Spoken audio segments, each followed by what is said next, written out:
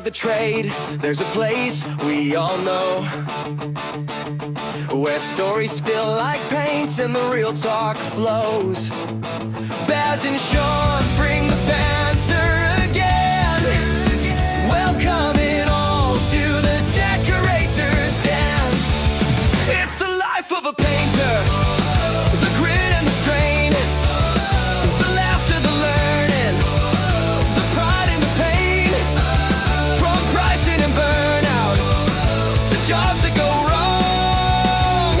Every tale finds a rhythm, every struggle a song. New starters, old hands, voices mixing within, sharing truth like color in a freshly opened tin. They talk craft, talk care, talk the weight of the day, talk the mind and the mess, and the art in the trade. And when work feels heavy or you've hit your limit again, you'll find comfort and company in the Decorators Den. So raise your brushes and stories, let the chorus begin. You're never alone in the Decorators Den. Hello, welcome to the Decorators Den Podcast with Baz and Sean. We are proudly sponsored by Nap and Bristle Decorating Supplies. Go and visit their website at www.napandbristle.co.uk. And we're climbing up the subscribers, Baz. We're still getting some subscribers in, so we just need to crunch down for that amazing 300, by the way. And also what I wanted to say to anybody, that we've set up an email address, because we do get approached by other people wanting to advertise using the podcast. So if you want to contact us about advertising, it's advertise@thedecoratorsden.co.uk. So it's advertising / collabs is advertising at thedecoratorsden.co.uk. If you want to contact Sean, it's Sean at thedecoratorsden.co.uk. If you want to contact me, it's Baz at thedecoratorsden.co.uk. And this week's guest, probably the most recognisable face in the UK decorating industry, I would say anyway. I feel so inferior even trying to give him an introduction. Obviously the main man is on my Facebook pages and covers my Facebook stuff, then I don't know what. But we're joined by Mike Cupit. How are you, Mike? Yeah, not too bad. Listen, thank you very much for having me on. You've made me sound quite important there, Sean, considering I just mess around on Facebook. But do you know what though, Mike? You are, because it's like you've got a lot of decorators relying on your opinions on products and on the Facebook groups and stuff like that. So wait till you send the screenshot in. Someone will want to use this picture. Facebook groups and their TikTok pages and your other socials, you're over something like 250,000. Yeah, you've got a lot. Obviously, we're just talking about the Decorator Forum UK, because obviously we're our decorators, but over 250,000 by the time you add up all the... Lend us a few followers there, Mike. Innit? So. Yeah, probably a few more than that, to be honest. Listen, I'm a geek who, I'm a decorator at heart. I just mess around on Facebook too much, so I wouldn't sort of big it up too much. And if you've seen any of my content, it's just me sort of messing around and winding people up and things like that. But before we get into this, thank you very much for sort of having me on the Decorators Den. So I've sort of listened to you guys from the start, pretty much as soon as you set up, and I think you two obviously conduct yourselves very, very well. And one thing I like about this podcast is it's two normal decorators, different ends of the country, talking about decorating stuff, and you can't. That's wholesome, that, isn't it? So you know what? I'm proud to be on this podcast. I've been looking forward to it. Oh no, I really appreciate that. Very kind words. I think you was like one of the first 10 subscribers that we ever had. Who was before me? Honestly, I haven't got a clue. Probably me and Sean. my mum and people like that. Yeah, me, Sean, Sean's mum, my brother. But no, when we kind of got the idea doing the podcast, we realised that decorating is quite a solitary trade, and sometimes you're on your own. And we thought, like, if we can make a podcast that's no really serious subjects and um, down to earth and talking about products and just talking general shit, that we thought it's like having another decorator or having one of your mates in the room with you. Because when you bump into a decorator at your local, say, Dulux decorating centre, this is the kind of shit that you talk about. Yeah, innit? And so that's kind of So why.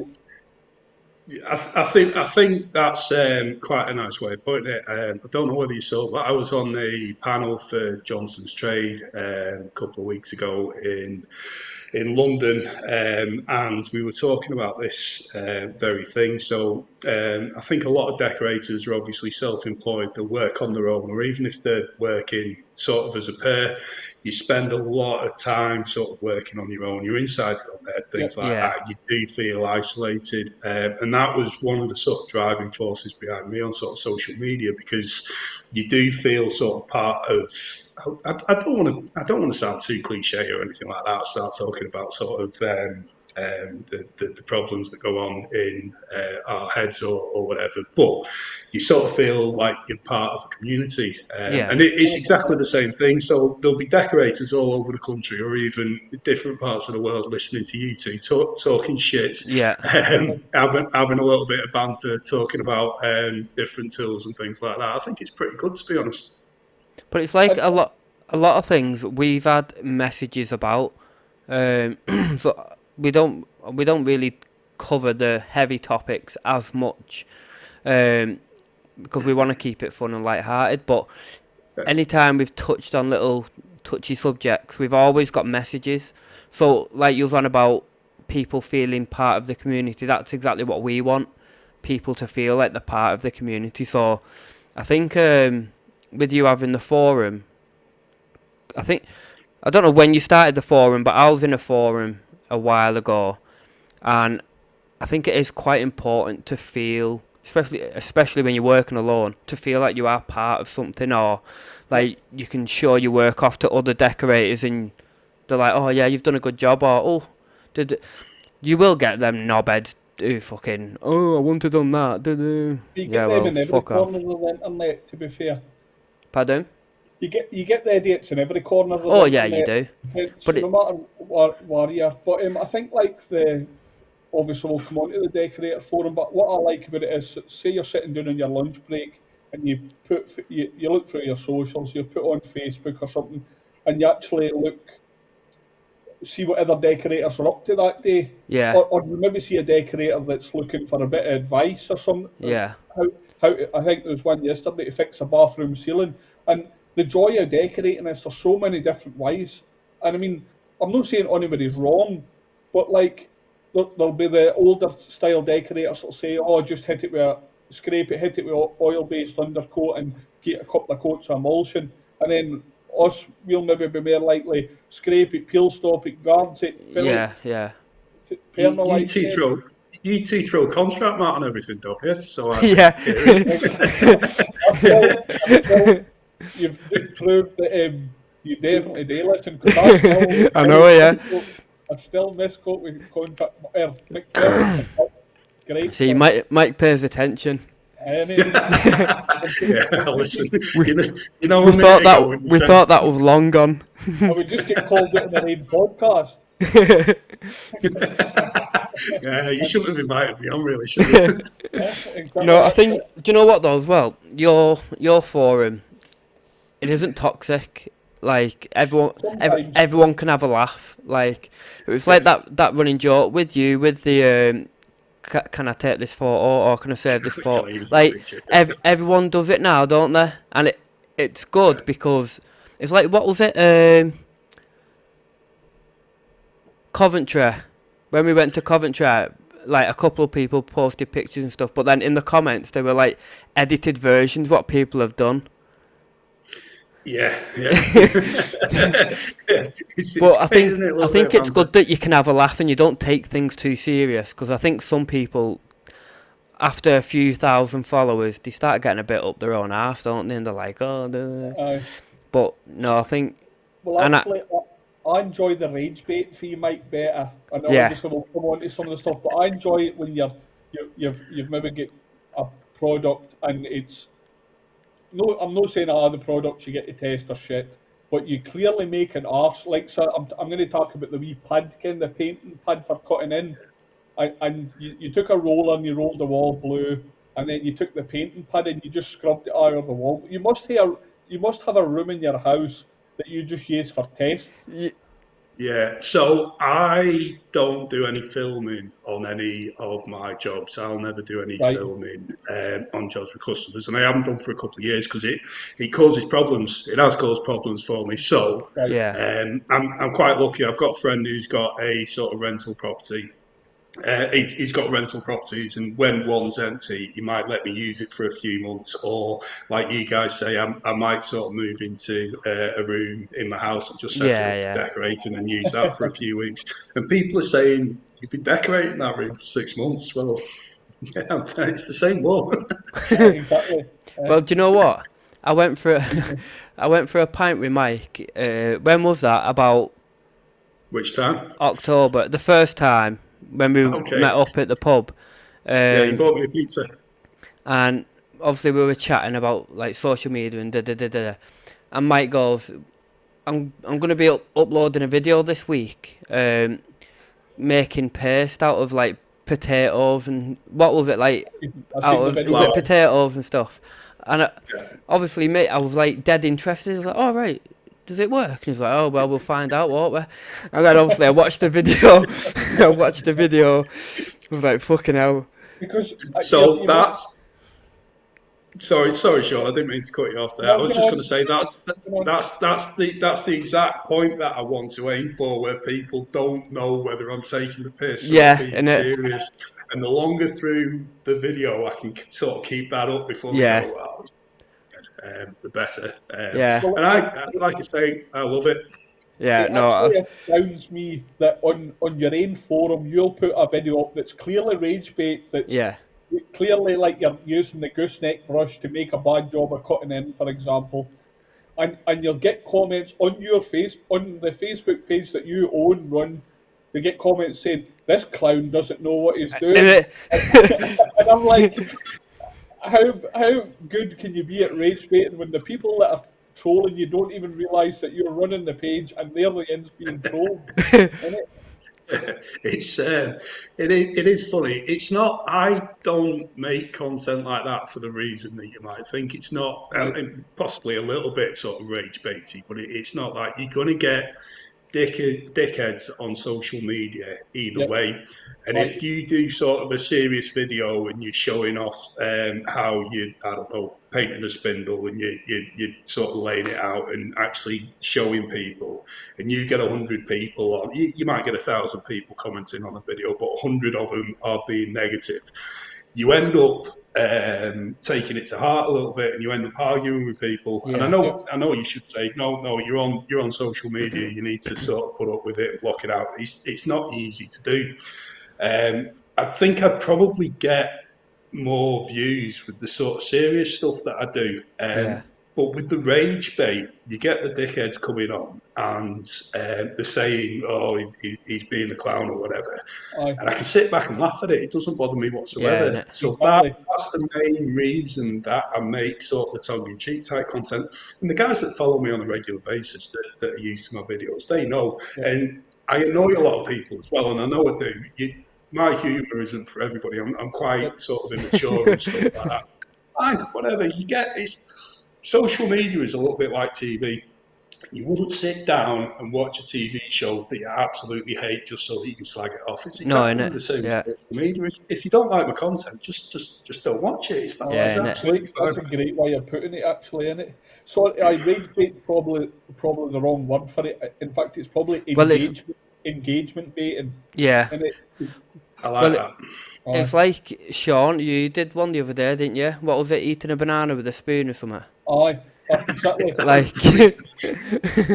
I made a serious video where I'm sitting saying like us decorators need to support one another better and we need to stop like being nasty to one another and on the internet. But as I sat and ate my banana with a teaspoon, and all the comments in it are just like, why you eating a banana with your teaspoon? But it's literally just trying to boost your engagement in it. So, Yeah. Yeah. I've got a quick question for you, Sean, actually.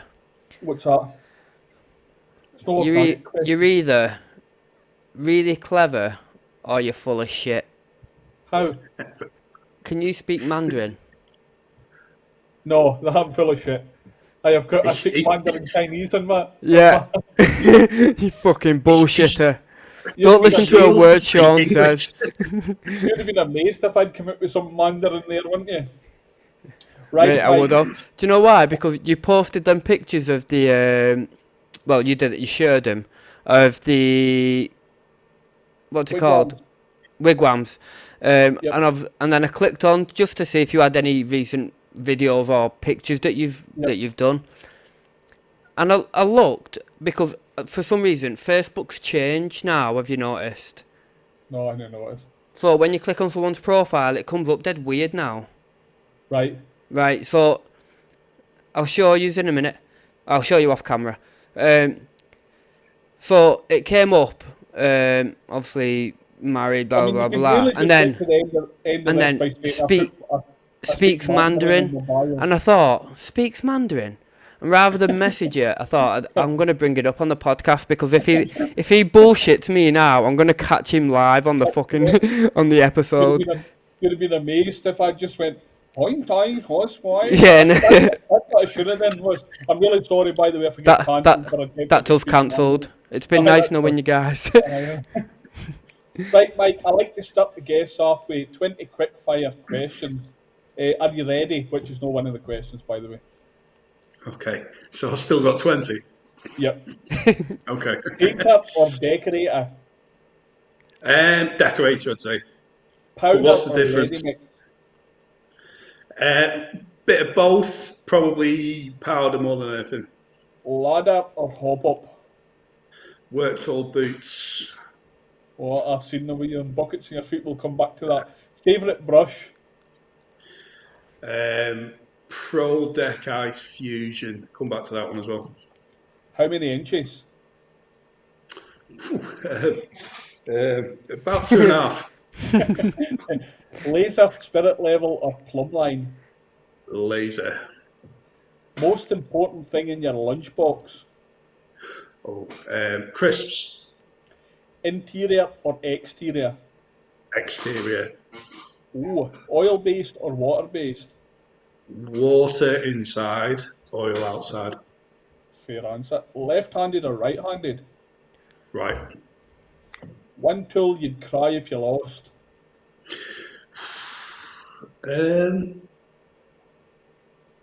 It's got to be my first tool, I think. Sand by hand or whip out the sander? Sand by hand. Marker or fez tool?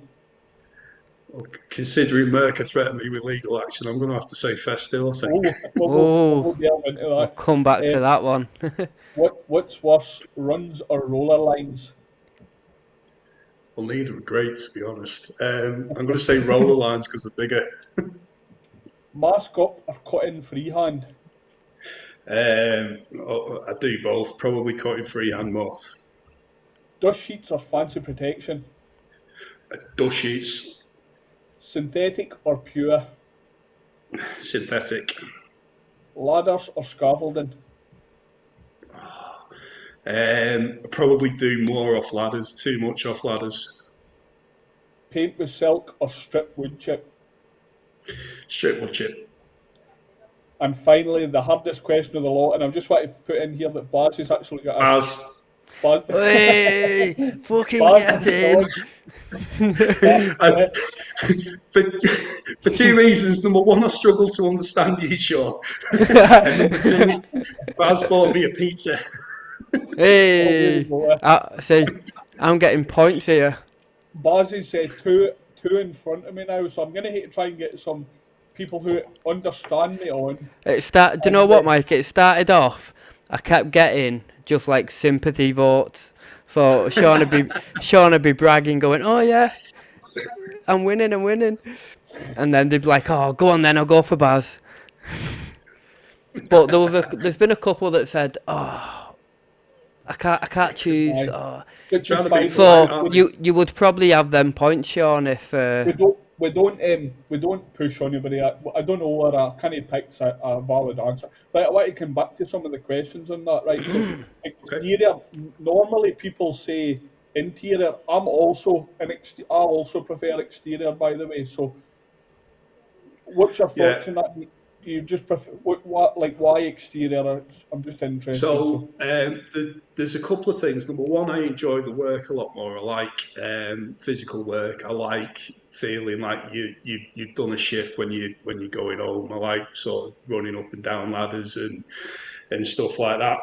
It's proper. It's dirty. It's not sort of finesse. It's about getting on with it and getting stuck yeah, in. And I love that. And the other thing as well, I get a lot more satisfaction out of it. To be honest, there's nothing better, I think, than when you paint the outside of somebody's house, it's like you're dressing it in a nice suit, aren't you? You sort of look back on it, and it's like it stands proud all of a sudden. and And again, cliches, but I quite like that. I've got big farmer hands as well, so when I'm doing wallpaper and things, I'm quite clumsy. There you go, you're the same. Yeah, so wallpaper. Yeah, there you go. You're the wallpaper of the group. I do loads of wallpapering, but give me an outside any yeah. day of the week. See, the good see, thing is with outsides, I reckon, is everyone sees it. Inside, only like people who they let in see it. But I like.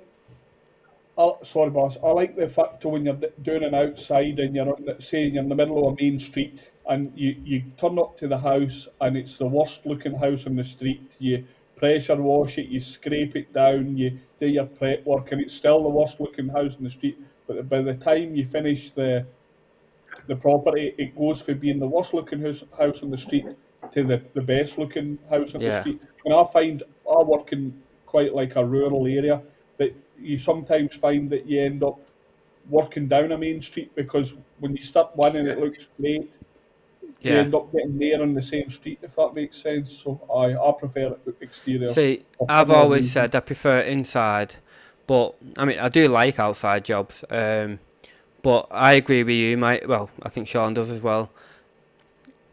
Oil out, water in. Yep. Like, It lasts longer, and yeah, it does. I do use some water-based paints outside, but it definitely lasts longer. I hate to say And the other the only thing I'll say against that is I really like Zinsser All Coat water based for like UPVC and stuff like that. Yeah, And I think I've honestly I think um, all coat might be the exception. I've not been back to any exterior jobs where I've painted the plastic with a all coat yet. So touch wood.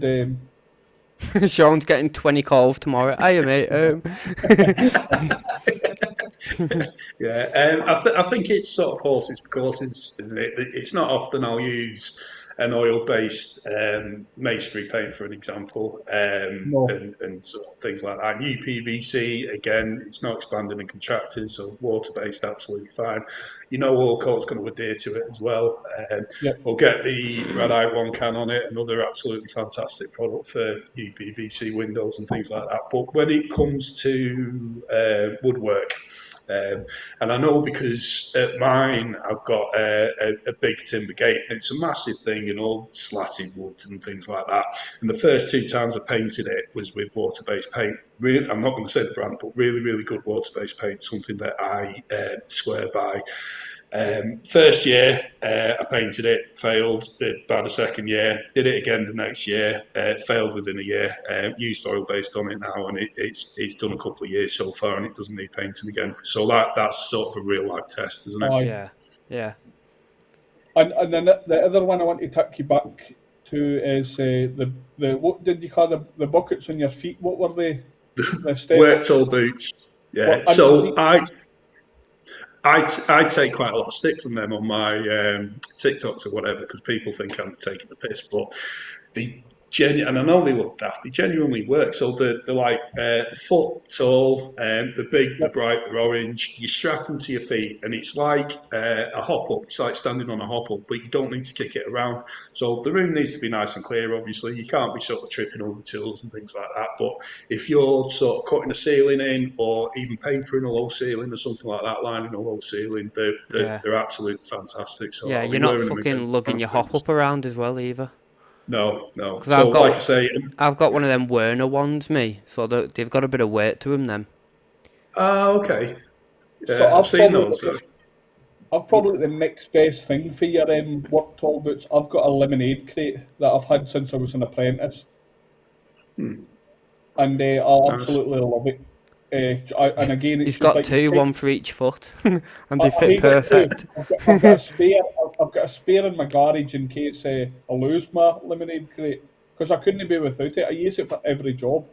Because I'm 6'4", I find the wee lemonade crate gets me to most ceiling heights for cutting in Yeah. pencil.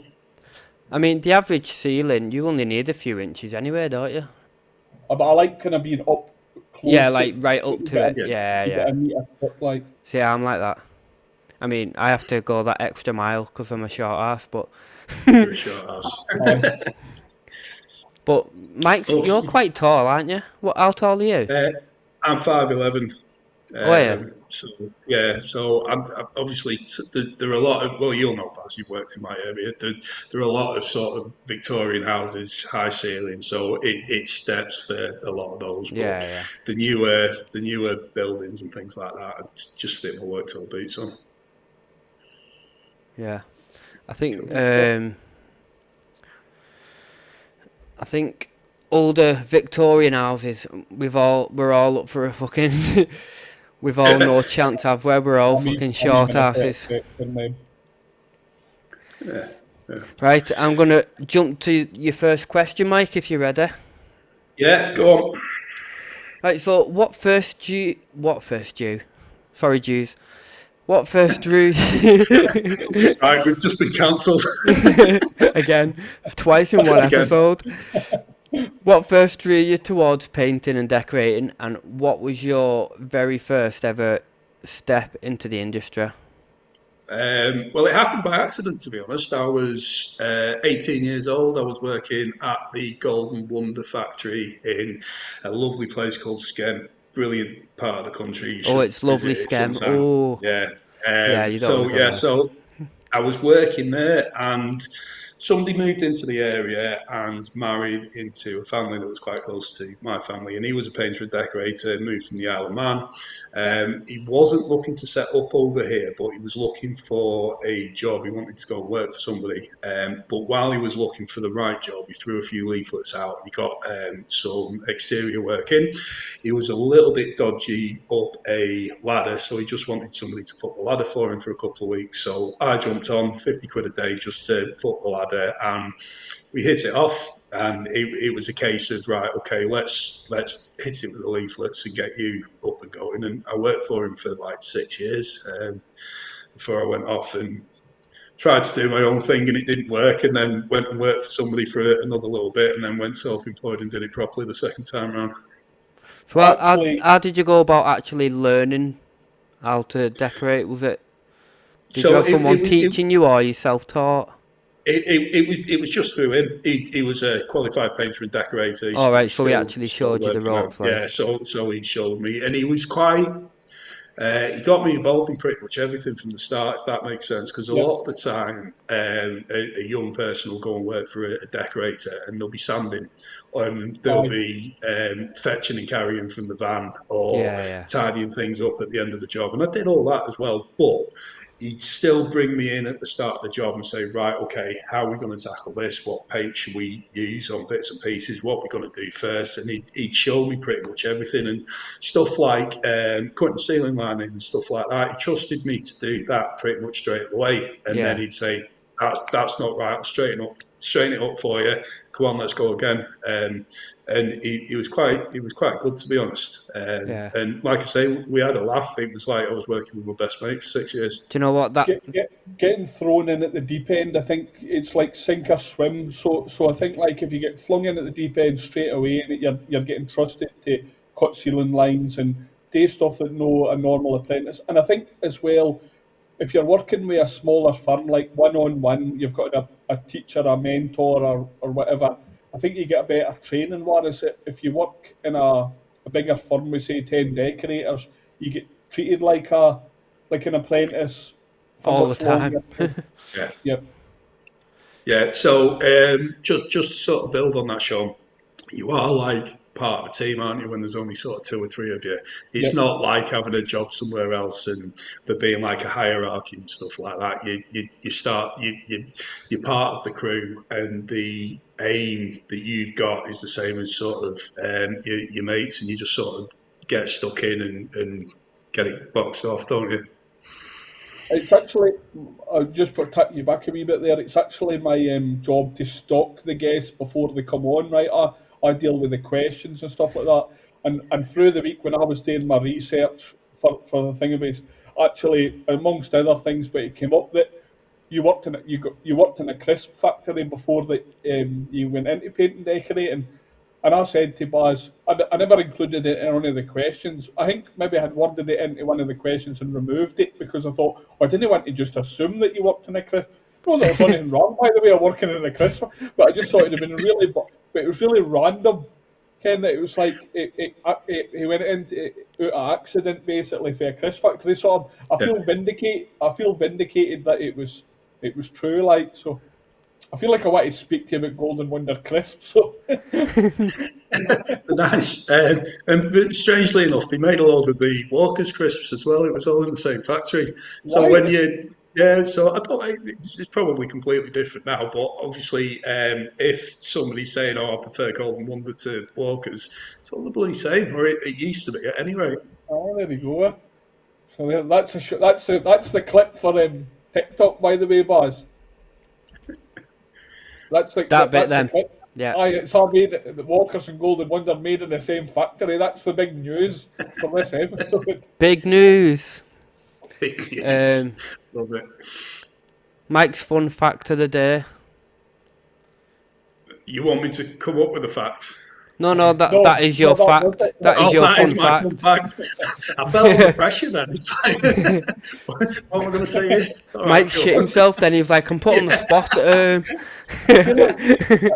But since you offered, actually, do you want to hear what fact you would have come up with? Because I actually came up with a fact the last week that a whale's penis is actually called a dork, and that's a fact. So here you got a fact of the day for us, just out of interest. I haven't got a fact of the day. We'll go on. Really If I think of disappointing. something, I'll interrupt you later. Okay, we'll come back to the fact of the day. So We'll start talking about something serious and I go fun fact. Just oh, fun fact of the day is good to know. So what were the biggest challenges when you faced in your early career, or when you started on your own, even like working for him, working for yourself, anything? I was quite immature, I think, and a little bit full of myself. Without going into too much detail, yeah, it was my own headspace. That's why when I went sort of self-employed the first time round, it didn't work, and I had to go and work for somebody else for a little bit until I matured. Don't know whether that's what you were talking about, or whether you want me to tell you that wallpapering was my Achilles heel, but. So did you never took to wallpapering straight away, or is it because you weren't trained in it, or Yeah, well, or what? he didn't wallpaper, to be honest. Right. So I went and worked with another decorator when I went self-employed. The second time round, so probably 12, 13 years ago or whatever. And I went and worked for another decorator for a few months and sort of picked it up from him. But it's not, and like I say, I do a lot of wallpapering now. It's not like I can't do it, but big farmer hands. It frustrates me, and I'm not very quick at it. So my average might be 6 rolls a day, obviously depending on Right. room and width of wallpaper, the type of wallpaper or whatever. But I'm quite a lot slower. I've got a mate who lives close to me who absolutely loves wallpaper, and he'll probably do 1.5 times as many rolls as I can in the day, and he doesn't get wound up like I do. So Yeah, I love papering as well. do you? Yeah. 18 drops a day, six rolls a day, 18 drops a day is no actually too bad going though. Yeah. If you know your pace, you just factor it into your pricing. So as long as it's right, me and Baz had spoken about the subject a couple of weeks back, but I was just about to bring this up. paste the product wallpaper. So obviously, I think paste. I can wallpaper. I'm alright at it, or I'm decent enough at it. But I find that paste the product wallpapers are a lot more labour intensive than paste the wall wallpapers. And I actually said to Baz a few weeks ago that I might just start saying I'll only do paste the wall, because you don't need a table. It's so clean, you barely need even a dust sheet on the ground. You obviously put a dust sheet down, but you don't make any mess, Ken. So, what's your thoughts? Yeah, 100%. I think that's one of the ways that the decorating industry has sort of evolved over the sort of couple of decades that I've been in it, to be honest. I think it was almost all pulp paper back in the day, as far as I remember anyway. But now I think probably more than 50% of it is non-woven stuff. And I like you, it's a treat to hang non-woven wallpaper, Yeah, especially the wide roll. You get some Harlequin paper or something like that, and it just absolutely flies on. Yeah. Something that's got decent quality to it. You get some yeah. paste on the wall, and then bang, off you go. And then a lot of the time, you don't even need to line, do you? Depending on obviously how the Yeah, walls are. yeah. I mean, even that though, Mike, and Baz, the rock top, it's a revelation too. Like the rock Yeah. top lining paper. I mean, who would have thought that 10 years ago, if somebody had said to you, "Oh, we're going to be making lining paper that's paste the wall," and it is literally, you're not waiting on bubbles drying out, you're not overpainting it the next day and the bubbles reappear, and you can get it in a meter long roll. So And you imagine. do you know what I like about it as well? Because it's obviously fibre lined. You can't just rip it. You It have to cut it. Yeah, Whereas obviously traditional lining paper, you can just fucking, which obviously when you're doing a stirs or something and you just drop the fucker. Yeah, when it's a big one, big Yeah, you sort of just drop, you're drop the doing it cunt. horizontal. Yeah. Yeah, drop the cunt. See, I'm slightly different. I prefer the pulp lining paper. I've got Oh my dear. beeline pasting machine. I just like the way it feels, the way it goes on. I see Do you don't know much what? I use it. haven't tried the pasting machine. I mean, you can borrow Never mine if you want. tried it. Good little bit of kit. They don't make them anymore. Beeline don't make them anymore. It's weird. I tell you what else. That's the Beeline wallpaper primer. Now that is a product that I think is absolutely fantastic. Never seemed to take off. Hardly any suppliers sell it now. I think it's an absolute travesty. If more decorators knew about it and tried it, I think it should be a hell of a lot more popular than it Yeah. is. what's the wallpaper primer? You put it on before, like size? No, Yeah, so it's somewhere between size and guards is what I would describe right. it as. So old Victorian houses where I live, a lot of the walls, if you remove the wallpaper, the existing wallpaper, it's like quite grainy, and it's the old-fashioned lath and plaster and things like I that. know the type So you know. yeah, so you might apply a coat of guards, and what that does obviously seals it so that you can Yeah, sand it again after Yeah. the guards, and any of the little tiny grains sort of come off. The issue you've got with guards is paste takes longer to dry on the guards, so it doesn't stick as well. Basically, your paste isn't as grippy. This Beeline primer sealer acts like guard, so you can apply it to an unstable wall. It'll stabilise everything. You can sand it after, but it's tacky as well, so your paste Yeah. still It sticks to it just adheres as to well. it. Yeah, Yeah. so right. you're not going to have any problem with bubbles or anything like that. It's one of it's one of those products that I wish I'd sort of pushed a little bit a few years ago, because at one point they'd sell it at sort of Crown decorating centres and things like that. It was dead easy to get hold of, and now there's only a couple of stockists that sell it. And you dilute it quite a lot when you get it. A mate of mine's just used it at the moment. He said he got 2 5-litre tubs of it, did a job with it, and he's still got 2 5-litre tubs afterwards, because you dilute it so much that it doubles in size. So I've never actually heard it. So, and I mean, I've wallpapered with my dad and my grandfather and that used to wallpaper for years ago. I've never heard of the primer to put on before it. So, I'll need to keep an. Oh well, did you say they're not making it anymore? No, they are making it. It's just not as readily available. I think they've still got it on the brewer's website. I'll maybe keep an eye out for it, because I do quite a bit of wallpapering as well. Yeah, it's honestly, it's a revelation. Really, really good product that not an awful lot of decorators know about. Speaking of products you don't really see, do you know what I've not seen in a while? Zep. You ever heard of that? Zep is? No. No. It's like Is that St. Helens thing? Eh? That's St. Helens thing. No, it's it's like an adhesive remover type stuff. Okay. Like sticky shit remover, but I've not really heard anyone using it. I was waiting for a while. Like, I thought it was going to be one of the things where it was like, I haven't tried a pie cost in a while. Yeah, you go, what's a pie cost? You go about £2.99. £2.50 at Galloway's Butcher. Or Baker, sorry. I think we should add joke of the weekend. Joke of the week. Certainly wasn't that. So we've got to get fact of the day and joke of the week. Okay, so we've got a big line today. So we'll just take you back a wee bit. So you left one company, you started yourself, and then you went back to work with another decorator. So what happened between like you went and worked for this other company, became more confident, and then started up your own business, or what happened in there?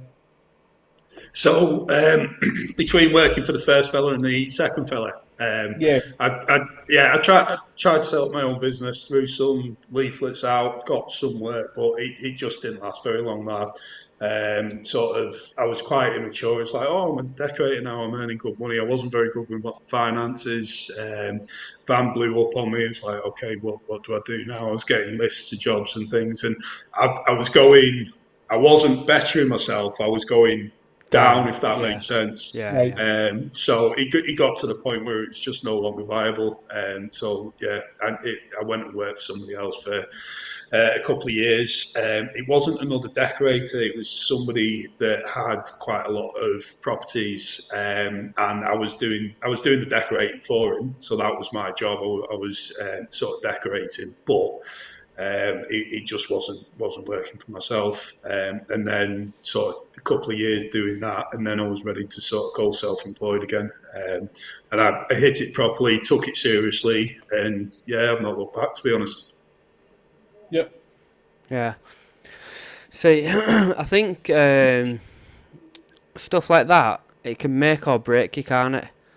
So obviously you managed to work around it and get to where you are today, but it's like I don't know if he'd want me to. There's a decorator that we got talking to, and he's quit because I think it was like his brother or his brother-in-law or someone like that fucked this job up, and he's ended up quitting because he got so far behind on payments and whatever, and the customer didn't pay, and like it just broke him. So he doesn't decorate anymore.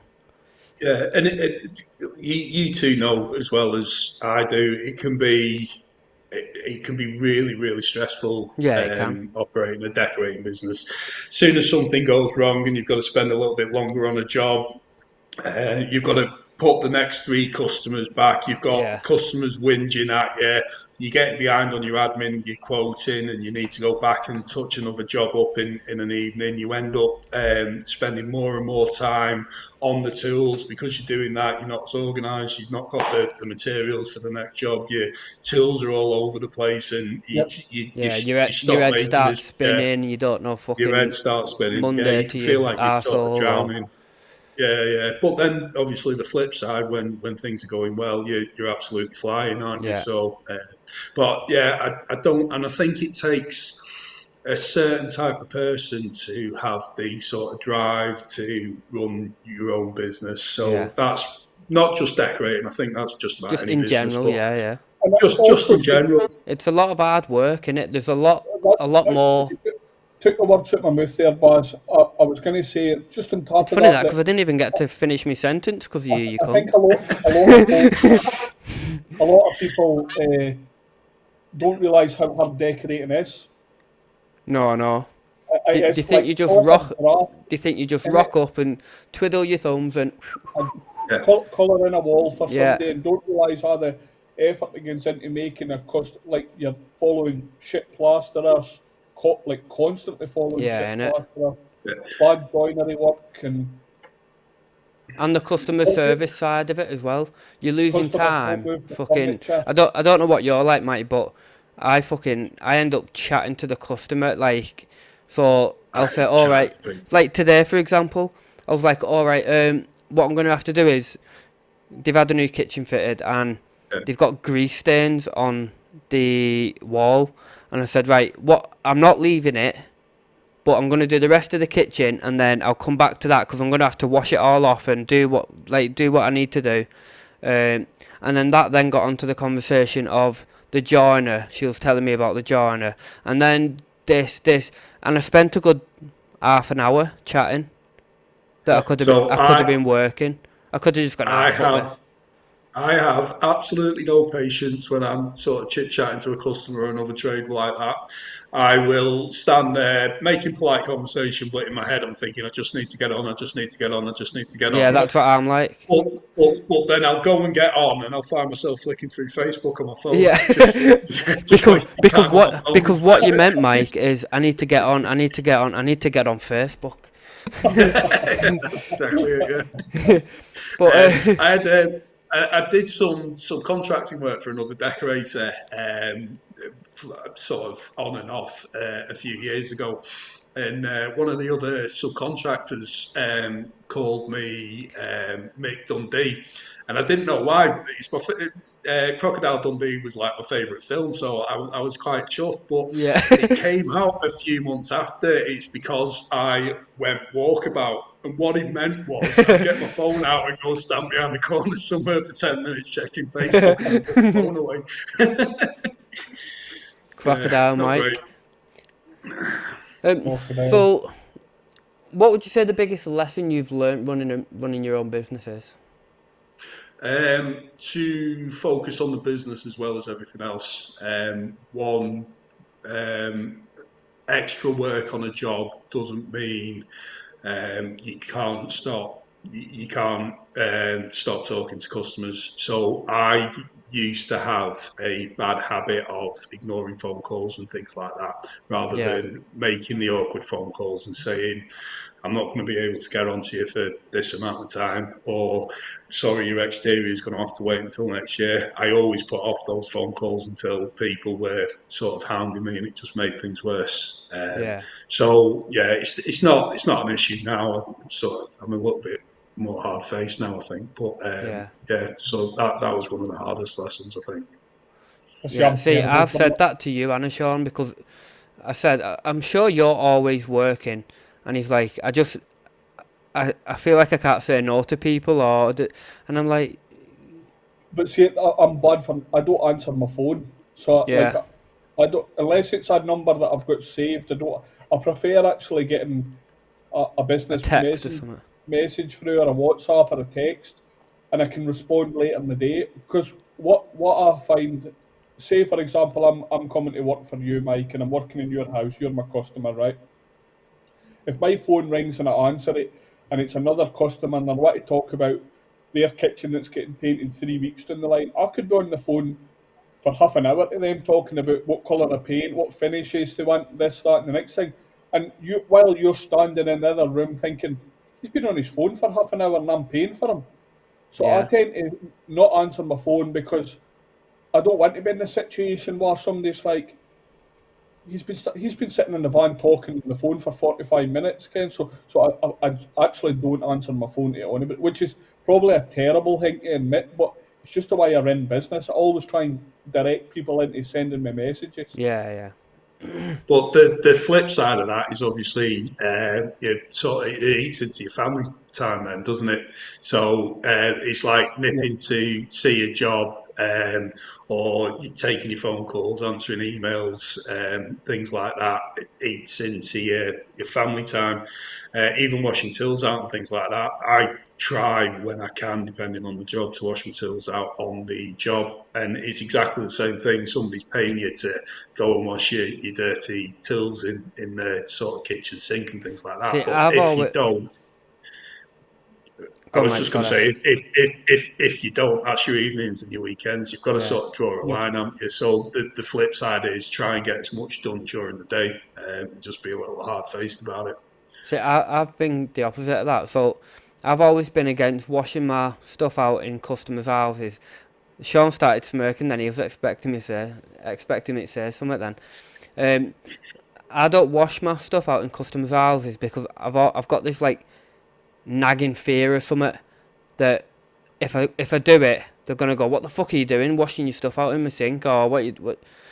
So yeah, it So eats into my evening. So what I try and do is once a week, because I've got plenty of rollers, plenty of brushes, and then on a Sunday they're all wrapped up. I'll just go bush, spend the evening, and I'm not doing it every night. The reason I started smirking there wasn't that. It was just I just thought about something there that was like, right. See if you're going to be hungover. Like if you're going out for a few pints, right? You're going out for too many pints and you're going to be hungover. Here's my tip of the day to everybody that's listening or watching. Be hungover at work. Why spend your weekend on a Saturday and a Sunday wasting your time? Be hungover in your customer's time while you're getting paid by the customer. So Monday, Tuesday, Wednesday, Thursday, Friday, that's when you should hate your hangover. See, Saturdays and Sundays, that's your time. Don't spend your time lying on the couch. And that's why that's my fucking tip of the Life day. hack. Tip of the day. I'll throw that in a TikTok. Same with shitting, by the way. Shitting your customer's time. Oh, fucking hell. When I had Ethan working for me, fucking hell, he was shitting on my time. Honest to God. Every an employee in it. Every fucking 5 minutes. See you in a bit. The level of discussion on the Decorators Den podcast. Very high now. Very high. Got other podcasts or other places on the internet they're talking about mental health and really. This is the best product. Come on. Let's sell this product even though we're not getting paid for it. Come on. Well, just while we're on the shitting subject, I had to shit in a bucket this week. Did you? Yep. Because there's no. It's been a while since I've had to do that. Like. I always wash out my Gyprock joint cement buckets and keep them the big, massive 15-litre buckets. I like using them for water and stuff. And there's no toilet in the job that I'm on. And I was in the middle of spraying some bookshelves from a machine. And I couldn't just nip. I'm 20 minutes away from home. Like I couldn't nip home for a shit because I couldn't just put my sprayer away, kid. Yeah. And I was like, I'm gonna need to go and get one of the buckets at the van. So, I'm sorry if anybody's is anybody's a part of SEPA or SEPA, whatever it is from about here. But my confession for this week is that I shit in a bucket. I filled it up with water. I shit in a bucket, and then I threw it into the river. Oh, come on, Sean. You brought the fucking tone down, you filthy animal. I'm sorry, like, and it's confession time. So it's not confession time. Some things you just keep to yourself, including your shitty buckets. Well, so there you go. But I hope my customers are watching, by the way, because they call him Shit Bucket Sean. Shit Bucket Sean. Shit painter. So, at what point did you realise the forum had the potential to become more than just a small company? Well, in sort of 2020, when I started Decorators Forum UK, I'd sort of set out knowing that I was going to work with sort of manufacturers, brands, things like that, and just sort of throw myself at it. For sort of quite a long time, it had a detrimental effect on my sort of career because it does take a lot of time.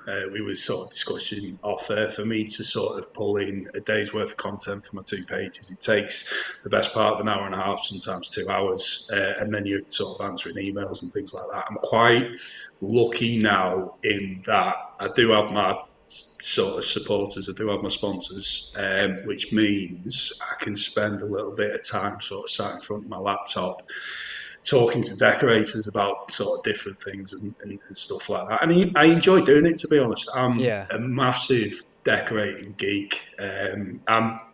Don't get me wrong, I am. There's a lot of decorators out there who are better than me. They might be better wallpaperers than me. They might know gold leafing and coach painting and sort of scumble glazing and things like that. I've See, never. that gold leafing looks stunning, doesn't it?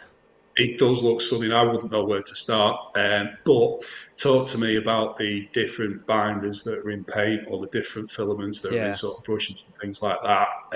Then I'll have an answer for you. I'm quite fortunate as well because I get to see behind the scenes with some of the manufacturers and the thoughts behind some of the materials and some of the tools and things like that. And I can see the testing side by side comparison with the sort of competitors and things like that. Like I say, I know everybody listening will be thinking, fucking hell, he's a boring bastard. At least the last thing I'd want to do is go and talk to a manufacturer about what's in the paint. But yeah, I sort of buzz off it. I love it. Yeah. Speaking of, See, on that note, so say for example, data sheets, let's say, right? So if you're used to using a product like say Johnston's, for example, you're using Johnston's cleanable mat. Do you read the data sheet before every use, or do you have your finger on the pulse of the market so much that you know when there's going to be a change in the chemicals, or how does that work? I don't read the data sheet before every use. I'll read the data sheet before I use a new product, or I'll refer Yep, back when, say, I'm using a product on bare plastic for the first time. I'll check the data sheet to see what the primer is and yep. things like that. But I don't sit there before every day on the internet downloading No, data sheets and reading them. but so no, just because I was going to ask you about the contract mat, for example, the thing about so how would you know that, like, so obviously we all used to use contract mat for mist coating, and me and Baz still do. How did you know that the chemicals or the stuff in it that changed so it was no longer suitable? Talking to the manufacturers, a lot Just of the right, manufacturers that I talk to are absolutely dumbfounded that painters and decorators use contract mat before applying things like durable matte emulsions and things like that. right, If you take, I don't know, go for any sort of vinyl, acrylic, polymer paint, say Dulux vinyl mat, Dulux trade vinyl mat. So Dulux trade vinyl mat will adhere better to bare plaster than it will do bare plaster that's been coated in contract mat. Contract right. mat is very, very porous and it's very, very chalky. It's an unstable surface on which to work. So, and obviously the manufacturers know that. So when they know what decorators do, when they see decorators taking a contract mat, applying an extra coat where it isn't needed, that is then a weaker coat between the actual product and the wall itself, which could cause issues further down the line. I know 99% of the time it's fine, but it could cause an issue there. They're sat there sort of scratching their head. And I've had the conversation sort of dozens of times with different manufacturers and different people in the sort of the sort of structure, and they all say pretty much the same thing. I find it interesting because, like, again, we probably shouldn't, because I've always kind of stuck to my method of what I learnt Yeah. when I was at college and when I was younger, and it just, obviously I see in the back of, say, a tin of Clean Extreme that you 40% water to the paint ratio and you use it as a mist coat and all, but I just don't trust it. And I know it says it in the back of the tin, and I think the reason why I don't trust it is because I've never had an issue. Yeah. Yeah, So it's hard to try and switch when you haven't got a problem in it. yeah. So yeah. Apparently, one of the reasons that decorators used contract mat is because back in the day, say sort of 10, 15 years ago, however long it was, you go onto a building site and it would be a scratch coat onto the block, maybe a couple of scratch coats, and then a couple of coats of skim over the top. And plaster would take a lot longer to dry, and you need to apply a Right. coat of a product that is Because more then porous and will allow the the water can vapor dry to out. sort of come through. So Right. you'd sort of go in and you just use contract mat. That's all you do, and then further down the line, you go in and maybe put sort of the homeowner, the new owner, would put a vinyl mat on it, or a durable mat on it, or something like that. Obviously, it's all plasterboard now. Plaster takes a Yeah. few days to dry, and it's Yeah. completely dry. So that argument is straight out the window.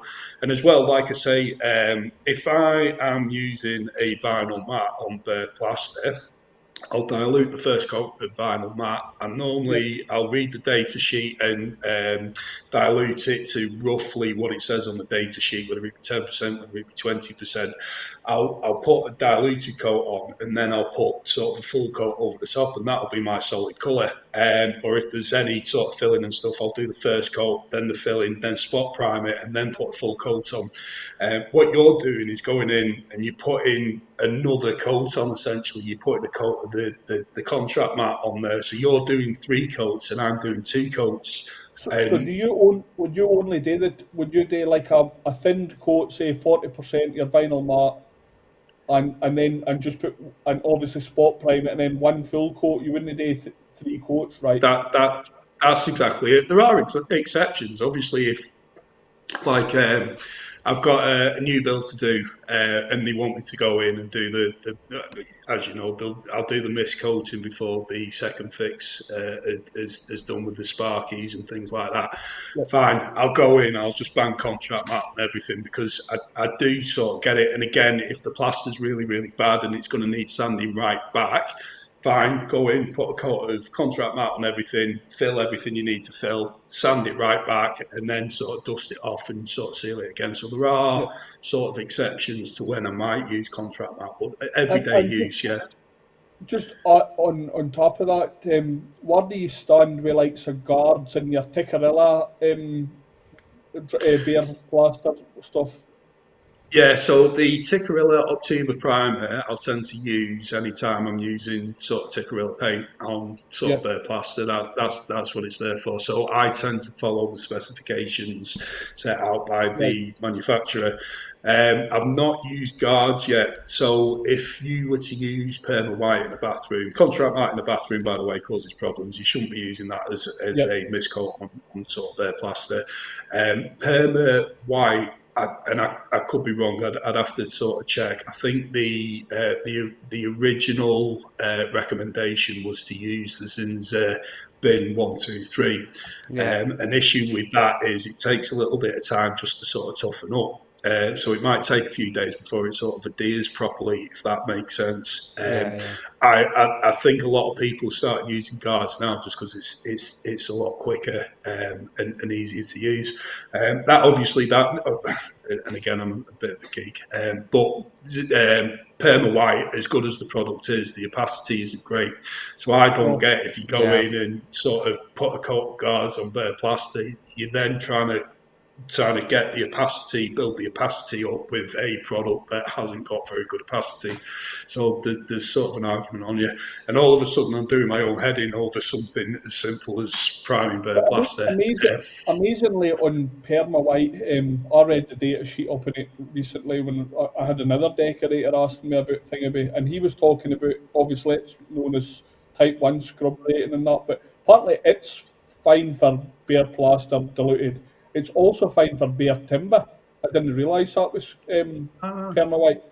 So I, on the data, what I quite like though, before we move on for Zinzer, I like the fact that they've got an app, so you can put in like I've got a bare plastered wall, and they give you the products or a brick. I've got bricks to paint, and they give you what products are best for whatever material you're going to be painting.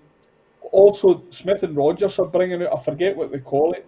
Smith and Rogers are bringing out their version of Perma White.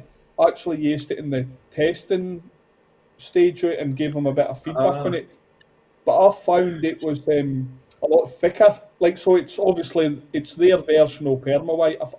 I'm really sorry, Smith and Rogers. I can't remember the name of it, but it's a lot thicker. So obviously, I agree with you with the Perma White being really quite thin, and you're almost three coating anyway, yeah, regardless if it's yeah, bare plaster. But I think the Smith and Rogers probably much better. Yeah. I don't yeah, know. possibly. So I've Sorry, go on. I've seen a couple of people say that the Zinzer bin at the minute you have to coat it a few more times than you would normally. But I've spoke to Zinzer and they've said that like, they've not changed the formula or anything. Nothing's been changed. So you Um, shouldn't. You should only ever do one coat of Zinzer bin. That's yeah, why people see when people say it's brittle on wood and that. That's because they done multiple coats. Because yeah, shellac softens shellac.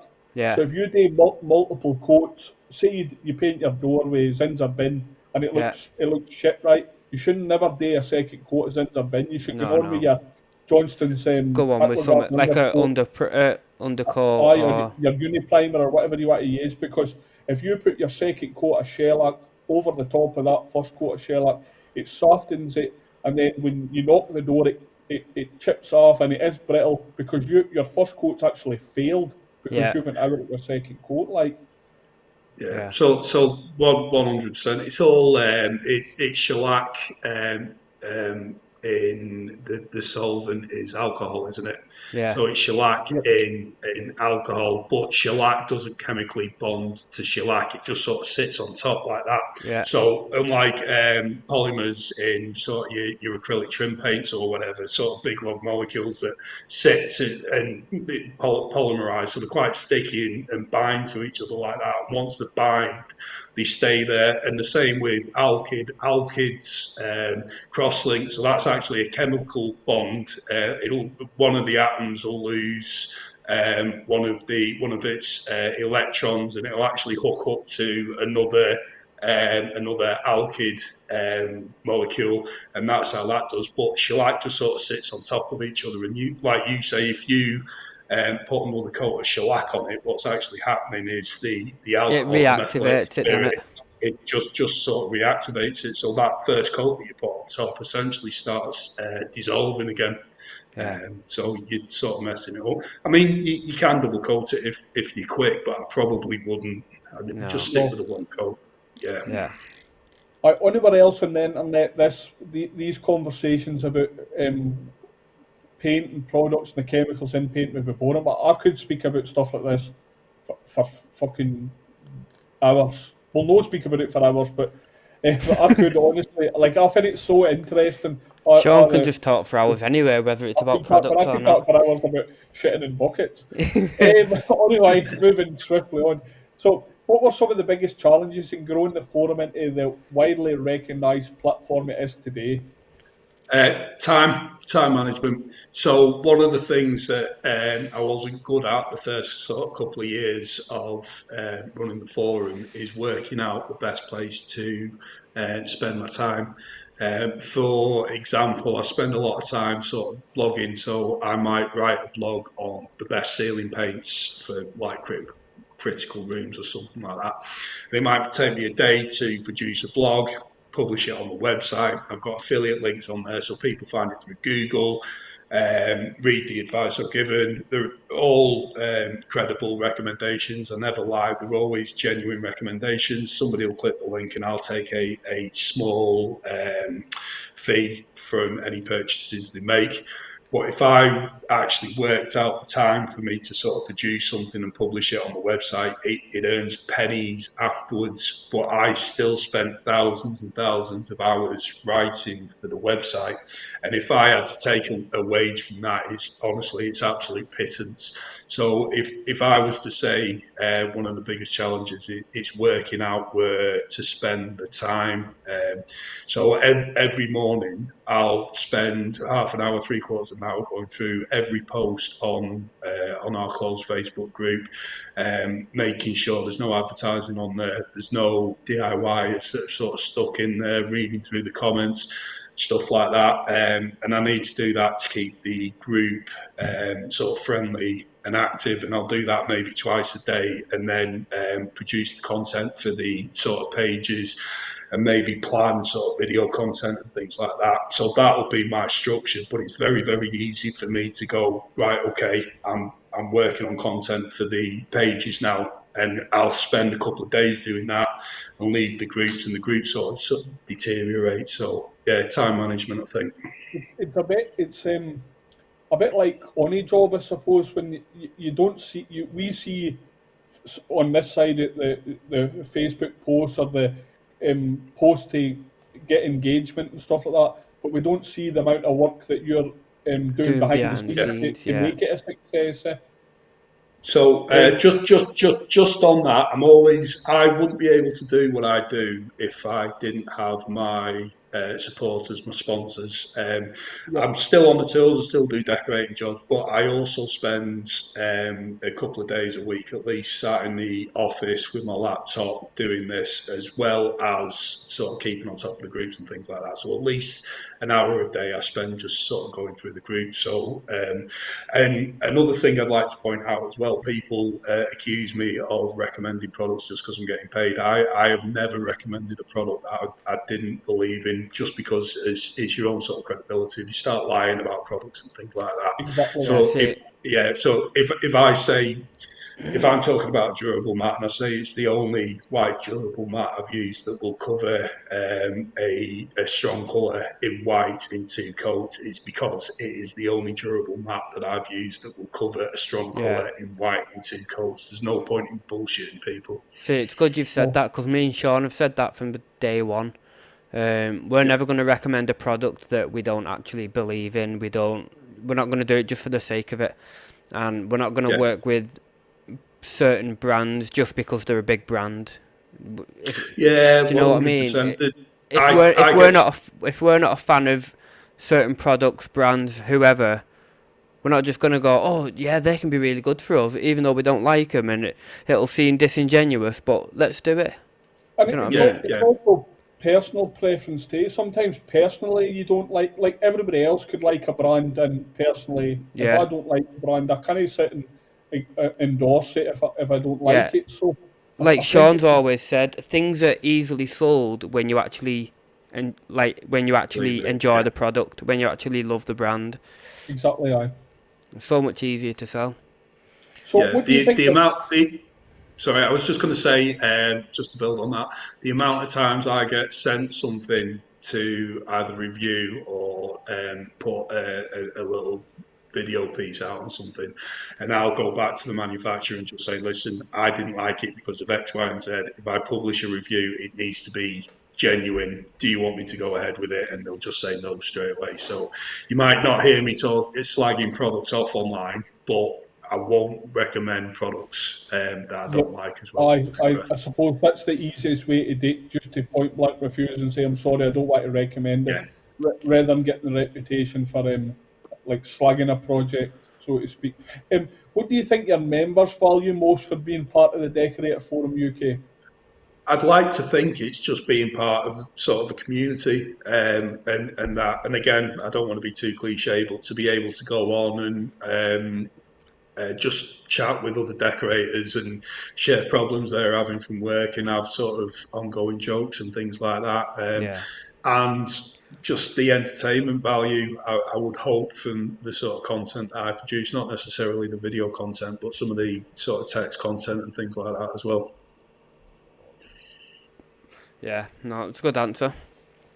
Cool, Um, thank you.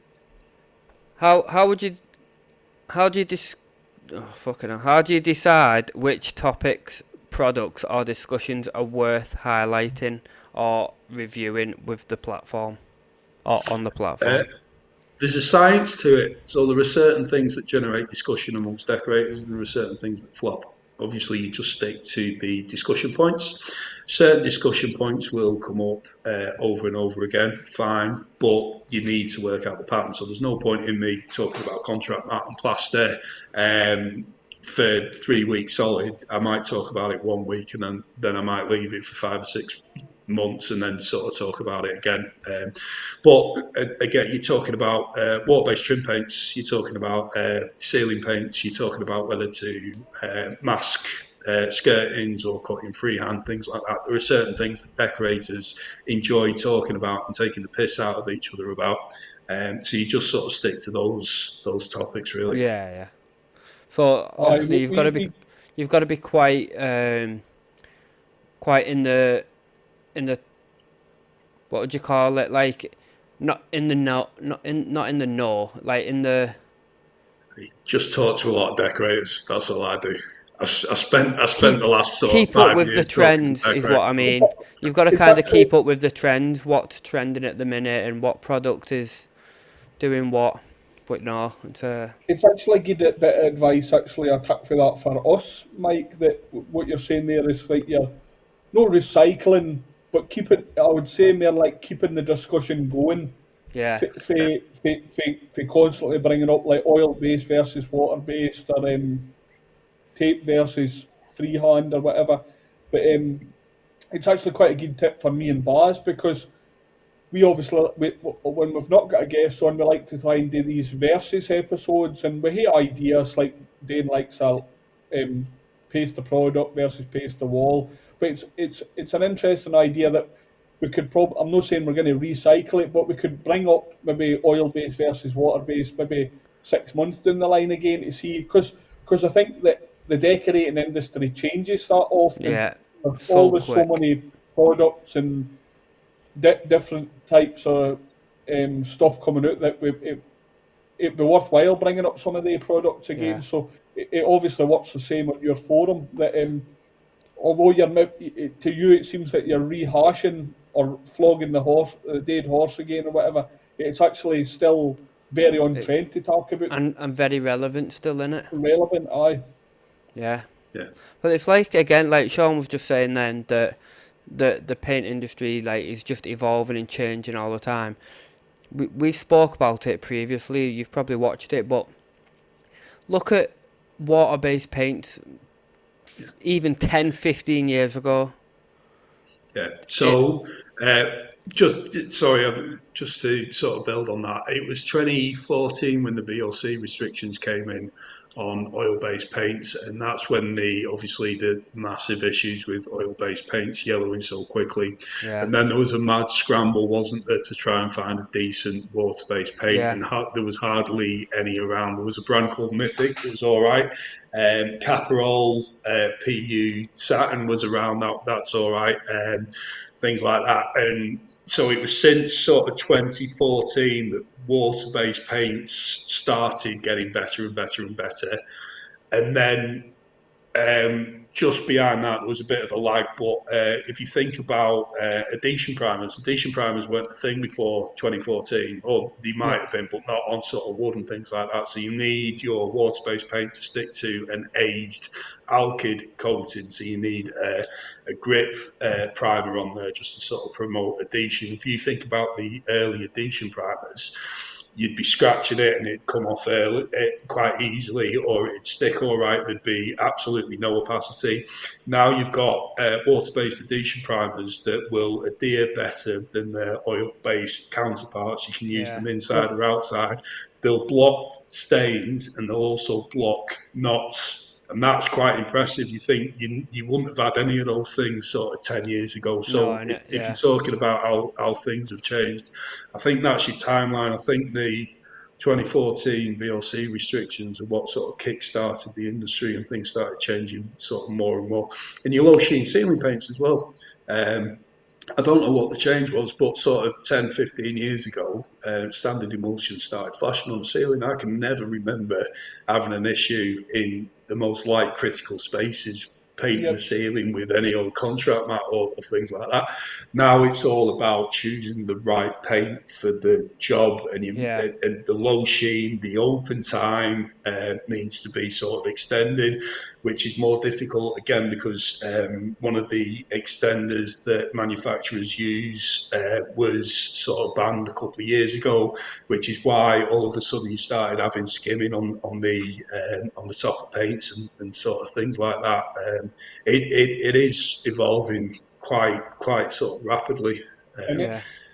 Well, Yeah. since you're on about knowing about which paint and which for which jobs, what criteria do you use to judge whether a product is genuinely good or not, or genuinely worth it or not?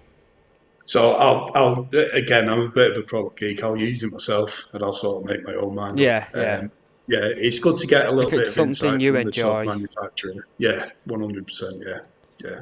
yeah. I think that's the ultimate test, isn't it? So, since you describe yourself as a product geek, what sparked the interest in testing and reviewing tools? Um, I think it was. I had a meeting with Rodo ProDec a number of years ago, and I got to look at the Ice Fusion brush while it was still in its development stage, and I got to see the tests side by side with what was then the brand leader for sort of professional decorators. I won't mention, but you probably know. And I was explaining the science behind it. I was explaining that the filaments are tapered, which means it holds more paint. The filaments are quite soft, but it was a unique blend of polymer, which meant that it sort of kept its shape. And because it keeps its shape, it can keep it soft and more space in it, and it will still last. To be able to see the sort of development side of it before the product is even sort of released, and as well have a look at the way that Rodo operates and how they have streamlined production and distribution in a way that they can deliver a quality product for a fair price. Having seen all that sort of behind the scenes, yeah, I knew then that sort of, and again, it's going to be cliche, I knew then that that's sort of what I wanted to do. Yeah, and yeah. were you saying you're a self-confessed product geek? It's bound to be such a privileged position. No, I'm not. Obviously, you've worked hard for it, but being able to get in behind the scenes at some of the brands, whether it's seeing them making brushes or paint or any other types of decorating tools or fillers or whatever, it's quite good for the likes of yourself be able to get in and look and see what's going into all this stuff, because we're just users at the end of the day, aren't we? Yeah, yeah, Like, exactly, yeah. Yeah, so it's. I had this conversation with Axis a year or so ago. So their Axis Decor Silk Touch Ultra paintbrush is quite brilliant, a special paintbrush in terms of brilliant. sort of development. So they've got soft filaments that are quite long again with space in between, so that they're easy enough to sort of wash out. They keep their shape exceptionally well, and they're Yeah, chemically flagged as well. And with the handle, and they've sort of got the production so that they can deliver that quite cheap compared to similar products on the market. But a decorator will just pick it up and go, "Oh, I don't like Access, it's shit," and throw it to one side. Yeah, Or they just might because. go, "Oh yeah, I like the Access stuff. Yeah, that's cool." Nobody takes the time to sort of understand the science Yeah, or the exactly. reasoning behind the Uh, product. Which I bore people. If there's anybody still watching, I apologise profusely. I know I bore people, but yeah, I sort of get a kick out of it, to be honest. no, I enjoy listening to it. To be fair, like I like hearing all the. I've been what me and Baz always spoke about, and we've had a couple of offers to get into some of that will no mention on the yeah. brand's Don't name, mention the but names, but being able to get in and do a wee bit of filming behind the scenes at some of the factories that are producing paint, and I'm so interested. I'm not as clued up on you. I'm more an end user of a product. I'm more like opening the tin and putting it on the wall, and I'm like, oh my god, this stuff's amazing, scratch test, etc. But looking at the chemicals, and I think getting inside the factories, kind of would you learn to be interested in it because you Yeah. see it's like watching. I don't know if you've ever See, watched the TV show decorating, Inside the. You ever watched the decorating. TV show Inside the Factory on BBC? It's not about decorating. It's just maybe about, like, say, Weetabix, for example, right?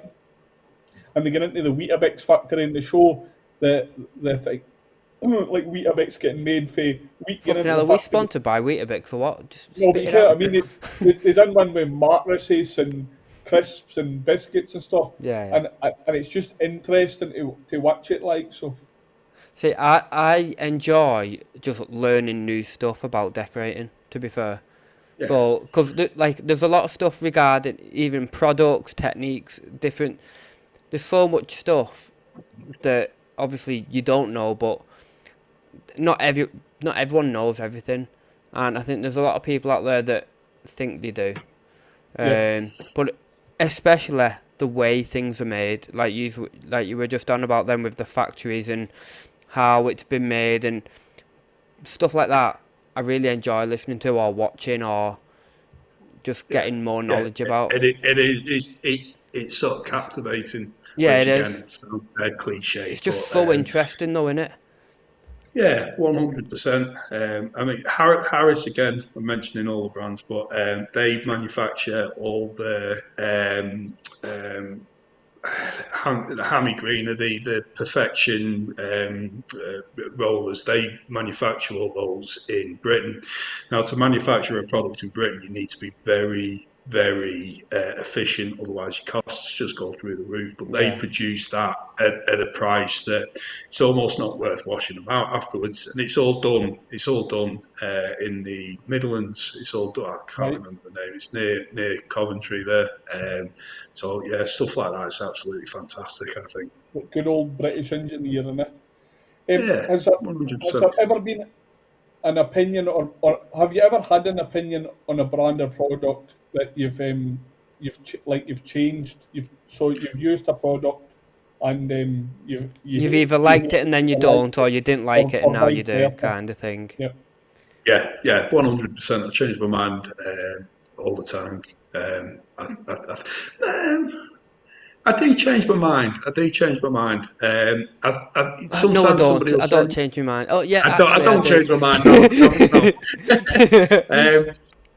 That's why I think you need to use a product on an actual job before you can sort of talk about it online. You Yeah. can't just sort of do it from sort of samples. You need to go and, well, a couple of jobs really before you can say this is good because of X, Y, and Z. So I do change my mind quite a bit, I think. Again, I think a lot of people dislike products because other people have said, "Oh, that's shit." That they've never used it, but they've gone, "Oh, it's shit." That they go around saying, Yeah, "Oh, it's shit."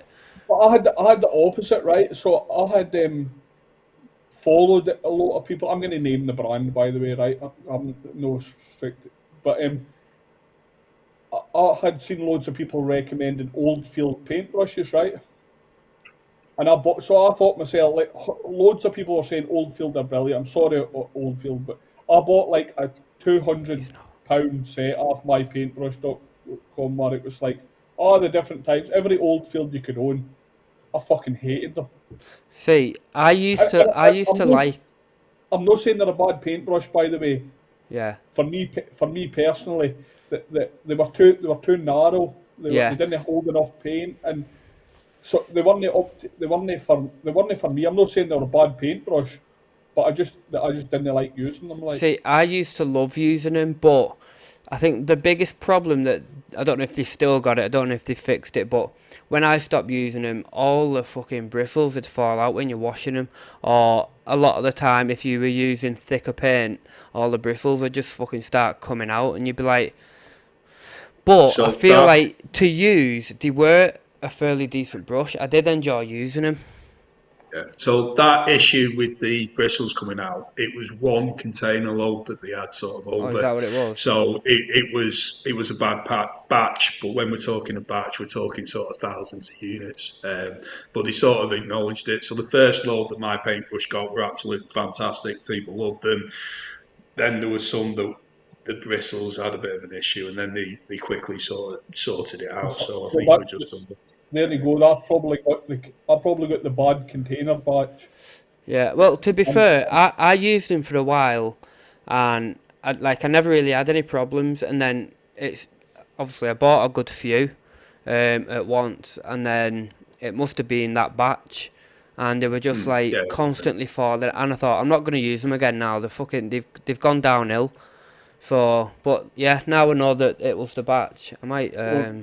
Well, Do you know what my though? By stop using them, I've like Arrowware, their Paint Warrior. I've opened my mind to other brands. Do you know what I mean? So see, the lesson that I took for that was don't listen to anybody else. Just yeah, exactly. Yeah.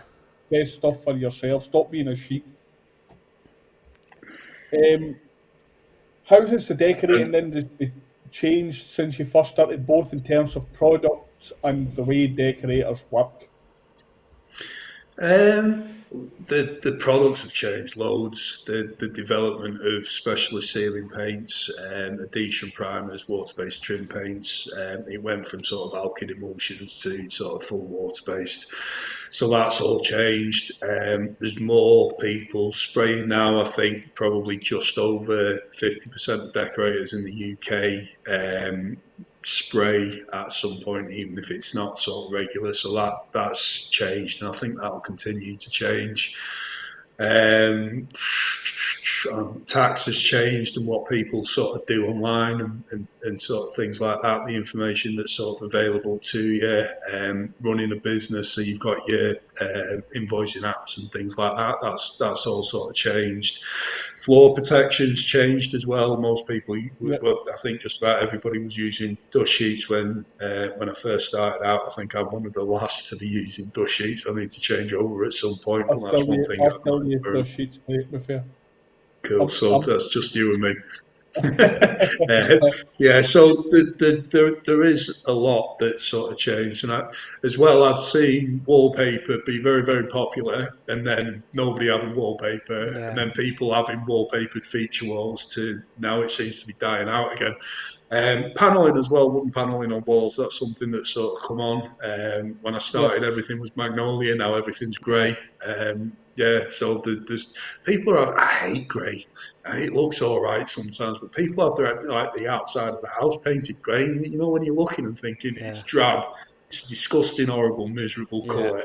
yeah. You're doing it because you think it's It's so trendy. I boring love and it. cold, isn't it? Like it's such a Yeah. cold color. Like Um, yeah, and the other thing as well, I think the industry is absolutely flooded now. You think paintbrushes, roughly 15% of paintbrushes in the UK are sold to painters and decorators. That's all, 15%.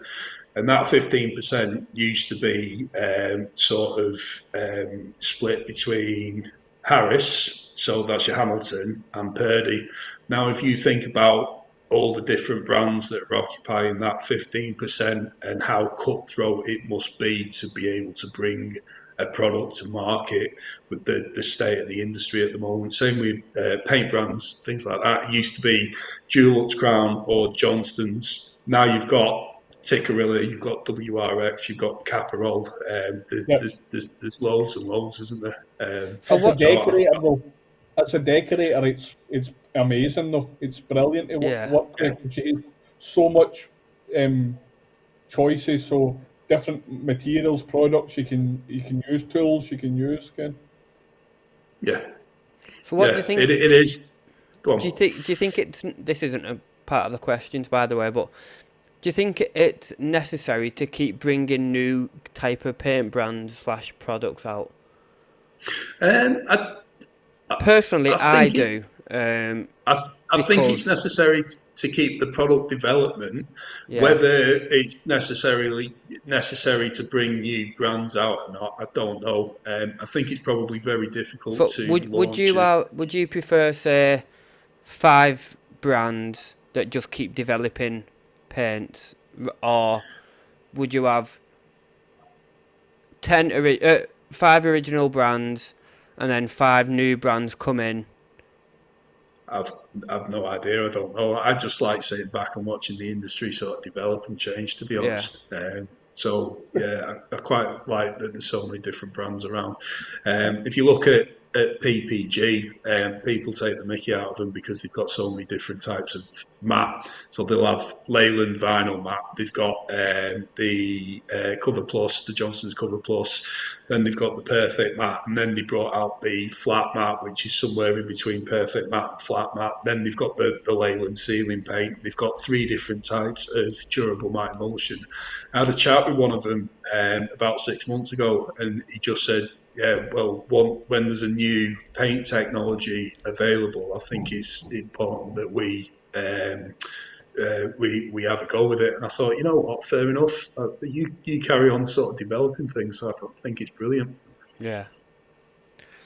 Again, it's part of the evolution of decorating, isn't it? So, what advice would you give to decorators who want to build a strong professional reputation alongside their day-to-day work? Well, social media is the key, but don't do it like everybody else does it. Yeah. I think if you get yourself a proper microphone and a proper tripod,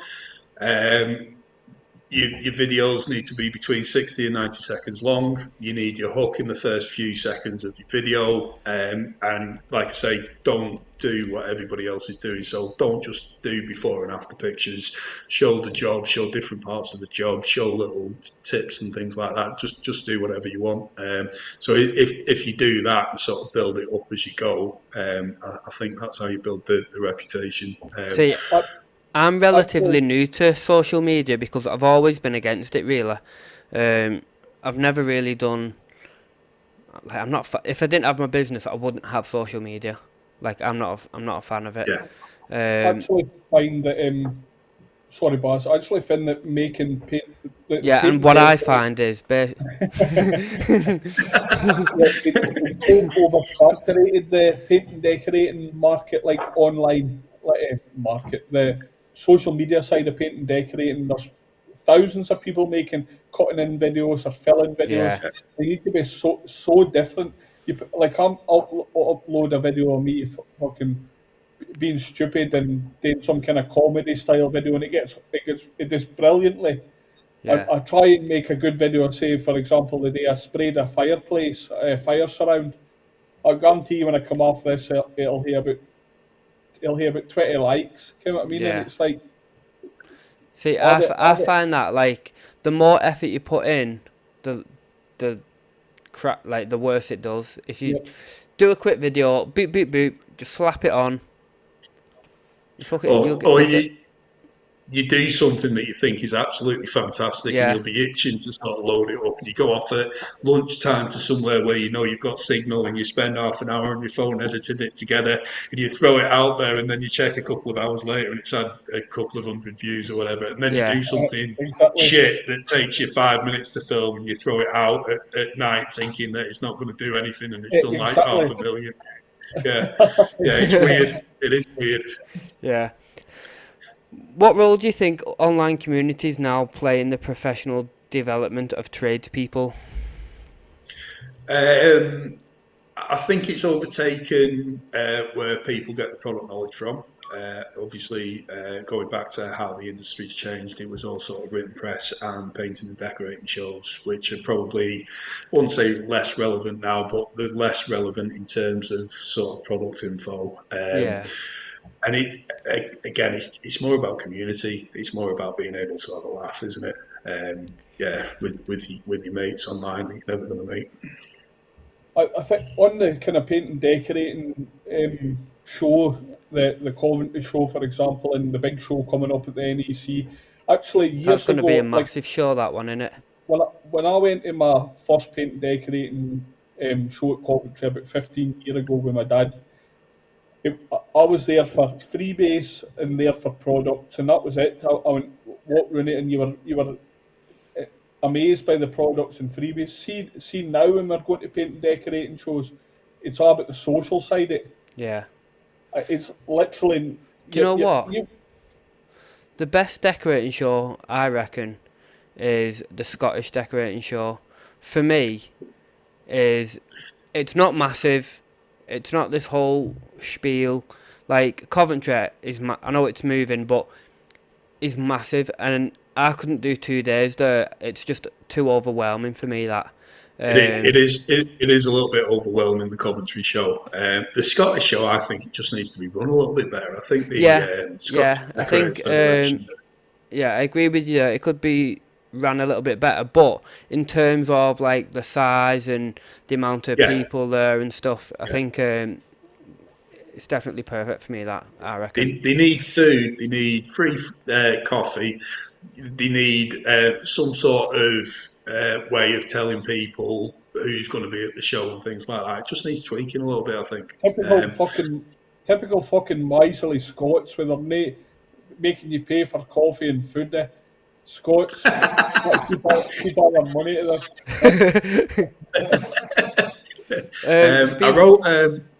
Sorry, I was just going to say I wrote a review on the Scottish decorating show, and I held back a little bit. I didn't want to slag them off, but I just explained that there's no way of you looking online about where it is. You don't know who's going to be there. You Yeah. go there and there's no food. You've got to go all the way through the day with no food and stuff. And then I went up a couple of years later, and as soon as I walked in, there was guys quite older guys in sort of suits, and as soon as I walked in, they collared me, and obviously they were from the Scottish Decorators Federation, and they were saw your review. So be very careful because for any decorators watching or listening, the Scottish Painting Decorating show's on the 27th of March, so it's next up. So if Mike's there, get your Pound him. get your altar blades at the ready. Sean, Bring him some fucking McNuggets or something for fuck's sake. The paint shed put food on, didn't they? Had little sort of sandwiches and stuff. I don't know whether they still do, but out of their own sort of pocket, which I think is quite Right. cool. So there you go, any but yeah. manufacturer watching that. If you want to have the busiest table, bring some snacks. Bring some sandwiches, yeah. Looking ahead, what are the plans for the future of the Decorator Forum UK and the role within the industry? Its role within the industry. My role within the industry isn't as big as you two sort of made out at the start. I'm just a decorator. I sort of shake my head in disbelief sometimes when people ask me sort of dead technical questions about wallpaper and stuff. I'm like, I don't know, sorry. I don't know. I've been googling them myself, mate. I've just been I'll using go and Google ask myself. AI and what I would like to do is Decorators Forum UK is big online. What I'd like to do is take it to the real world and start putting on sort of events and things like that. So I've been chatting to a few people in the background about how I can sort of do things. We're exploring a few things sort of this year. So so keep your eyes peeled. I've nothing that I can sort of say publicly at the moment. There we go, straight away. I like it, effort. And then so hopefully I'll take it into the real world and actually produce something. Because at the moment, for all those hours that I spend on the computer, I'm not actually producing anything physical. Yeah. Interesting. So that sounds like very intriguing. Like, because there's already loads of trade shows and there's lots of decorating things, but a mere community-based show. I'm not saying you're not going to have brands or sponsors there, but something that's more focused on the community side, it would be a nice. I'm not saying that you're going to do, but it's a good idea. Like, see, that's the reason I go to shows, is just to like socialise. Really, I'm not really that bothered about like the brands and listening to a 10-minute talk about stuff that I already know about. I literally go mainly for the social side of it, to meet new people and like meet people who I've maybe spoke to online or. So I reckon like a social type decorating event where you can go to brands if you want to, but it isn't thrown in your face. Do you know what I mean? I think something like that would be good. 100%. You should visit the Rabarts decorating show. So that's very much. Do you know what? I seen that and I missed it. When was that? Was it around November last year? I think. So they've the South Wales Decorating Show is April, May, I think, and then they do one in Plymouth as well. But that one, it's not massive. I think they've got 1,000 decorators that go, so it's fairly big. But you get bigger tokens when you go in. So you get a couple of pints at the bar, and they've got a massive seating area. And you'll see that decorators will go in with the families or whatever. They'll spend the time sort of chatting to other decorators about paintbrushes and stuff like that. You'll have a little mooch around, and then you'll sort of go back. And the other reason I like it, because Rabarts obviously sell the products, they have like a massive sale on, so you can go and buy yourself a new Festool or whatever for dirt cheap while you're there. Yeah. Which is Right. I've never heard of this show before. So what was it? Have you not seen? I only heard about it last year, and I just missed it. Yeah, South Wales Decorating Show, and then they do a Southwest Decorating Show. I think it's Southwest Decorating Show, and as well, they only charge the manufacturers a pittance to exhibit. But what they say is, right, you need to give away more freebies, and you need to give this away for the price. And you get if you go to decorating shows for freebies, which I know some people do, and some people can't be bothered with it, but that's probably the one to go to. I go for I maybe don't go for freebies, but I go for the good deals.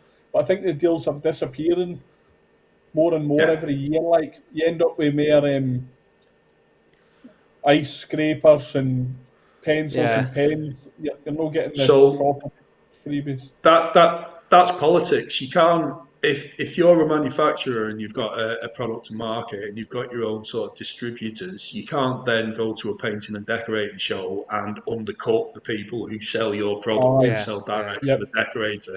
It just causes too many problems. So there's been less and less deals at sort of decorating shows, which is why I like the sort of the ones at Rabarts. They're the ones that you go with your wallet, and you come out with basically whatever you want, especially after you've had a couple of drinks. So I think that's dangerous. Then I think the bigger ticket items you tend to get better deals for. Like I bought myself the Greco at the Coventry Painting Decorating Show, and I think I got like 10% off because it was a trade day deal, and it was like £1,700 into just below £1,500. But I mean, you don't mind it when you're getting £200 off something or thereabouts. Whereas if you're not getting, it's not the same when you're getting it on a pack of paintbrushes, really, is it? You're getting a £5 off and getting £2 off. Yeah. As well, it's part of the experience. If you're going for a sort of buy something big and you go to a painting and decorating show, you see the machine sort of demoed, you're talking to the actual people that manufacture it, and then you get a deal on it and you sort of come away, you feel sort of chuffed to bits, don't you? It's not the same as sort of going online and buying it. Do you know what? When Sean bought his sprayer on day one, I went for a mooch with him to speak, because obviously there's different spraying brands there, like, and he went round, like, obviously asking. Some of them weren't really that interested in making the sale. Well, see, we went running on the first. That's good. Full disclosure, we went running the first day as the Decorators Den, and I made a point of saying to everybody that on day two I was coming back as myself, and I was going to be in the market for buying a spraying machine. I didn't look at Wagner because I had a bad experience with Wagner in the past, so I just disregarded them. I wasn't going to be interested in running the machine, but it was between Greco, Abode, and Tritech, right? I decided I would. So I went round and spoke to them. Greco obviously came home with the Greco, very professional. They were willing to put on a Scottish training day, extra dates for me, so I could get away and have a day's training to learn how to spray cabinetry. Abode, I liked the machine, but I didn't like the sales pitch. So I felt like a lack of sales pitch. So the machine, I loved the look of the machine and how it performed, but I felt like they weren't interested in getting a sale out of me. You've just dobbed me in there, Sean. I was trying to be all like, oh, I'm not going to mention names, and you're like, yeah. So when I went to Abode, to be honest with you, it's true, Baz, because Yeah, I no, bought it is the I true. bought the Yeah, machine and honestly, Tritech. no interest at all, no conversation. The Sean was like, Tritech, "This is what I want it for. This is what I want to be doing. And he was just like, "Right, yeah." Like, just do I you and want the the sale or Tritech what? machine was I was I was that close to buying the Tritech machine. The only difference was it wasn't suitable to be painting UPVC. Yeah, I wanted a kind of all round machine that I could do UPVC windows, I could do kitchens, I could do woodwork. So I ended up going for the I would say Graco, the market leader. Like so, it, it, for a trade day to go to things like that, and you can walk around and they get an opportunity to sell the product to you, and it's like something out of like the Apprentice really in it that they can really like sell the product. But the other two, the American at Tritech really sell his product to me, even though it wasn't suitable for what I wanting it for. I was still that close to buying for it. In fact, I'd gone as far as saying my next sprayer that I'll just get for walls and ceilings will be a Tritech because I yeah, really like the machine. A board just weren't interested in selling me a machine. It was like, and they moved their training to down south. They don't do any Scottish or northern. I think Abington, no, so near Manchester. I forget altering. I can't say. Altrincham. Yeah, Aye, so that's a 4 hour drive for me. Yeah, so I've got the Titan sprayer with the 460E, which somebody said they don't make anymore, but that's a hell of a machine. But I've got the Tritech gun. The Tritech gun is a Right. lot better than the Titan. I've never tried Graco or Q-Tech, so I've no idea. see, It's something I'd like to get into. Spraying is, or sprayers are one of those things that you'll know about the machines that you own, but you won't know about loads of different machines. I wish I knew about the different machines. I wish I could give you a comparison now between Tritech, Graco, and Wagner, for example, but I wouldn't know where to start. I found with the Tritech because it was American built. It was all clunky parts. It was nothing like cheaply made. It didn't look anything on that Tritech machine could break easily. Everything yeah, was titanium and it was clunky and it was chunky and it looked like you could. I mean, we've talked about the big farmer hands. Like I'm quite clumsy with stuff and it needs to be able to take a bit of rough and tough if I'm going to yeah. be using it. And I thought with the Tritech when you're looking at it, it looks like it looks like it could take a bit of abuse. Yeah, yeah, you're probably right. Yeah, awesome. Final question for you, Mike. Last question, we'll not keep you on any longer. Is there anything you feel that the wider industry still doesn't fully understand about the day-to-day realities of being a professional decorator? Um, I think decorating is probably undervalued. I don't think people realise how difficult it is to run a decorating business, and I wish people understood. Decorators themselves, I love decorators. I talk to decorators all the time. I'm not slagging any of you off. I wish the industry as a whole were quicker to take up new developments. So when water-based paints were sort of the better alternative to the alkyd coatings, for example, you still get people who are using oil-based paints now. I think that's just because they haven't thrown themselves at water-based paints properly. They haven't tried different products. They haven't changed the technique for sort of application. And you know that because when you're talking to them, they'll say something like, "Oh, water-based is shit." You rub it and it'll come straight off. Which water-based paint? What are you talking about? I don't understand. Which primer did you use? And they've got no idea.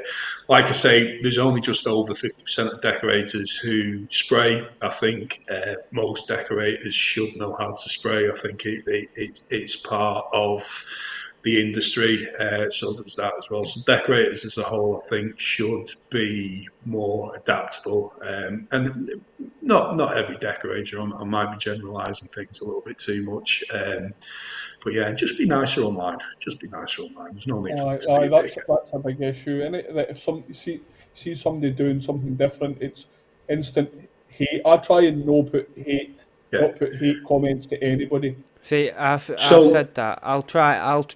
I'll never put a hate comment to someone if I don't like them or I don't like what they're doing. I'll just unfollow or fucking just yeah.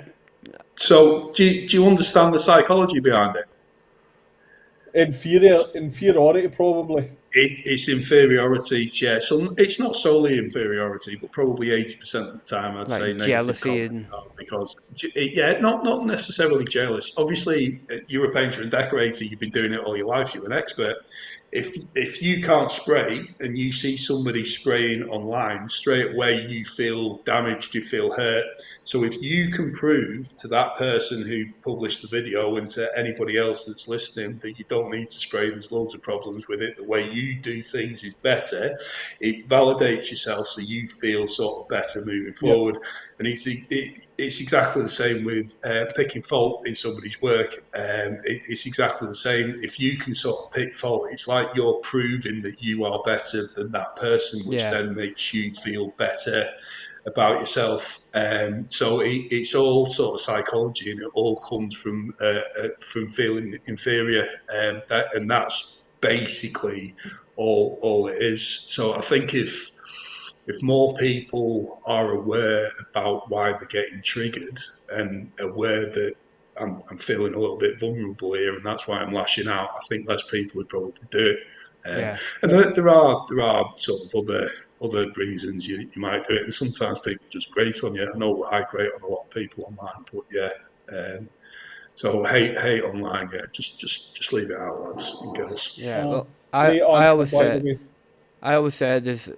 there's no there's nothing anyone online can say that will genuinely affect me. That's pretty cool. They've never met me. There's no way a comment is gonna fucking ruin me day. I'm not gonna fucking sit around going, oh my god, he put Yeah, I Does would it not piss you rather off though? literally straight over my head. see Okay. paint, comments about me personally, my physical appearance, my work, anything about my business or anything. It's water off a duck's back, but I draw the line at family. Yeah, Anybody commenting, my wife, my kids, my mum, my yeah. dad, my family, that's where You can, you can you've ask stepped Sean what you can ask Sean what overstepped the we was line. fucking joking about the other day. What was we taking piss out of the Aye, other day? but So it's that's what I mean. Like aye, nothing can family affect me. crosses Like the line. what?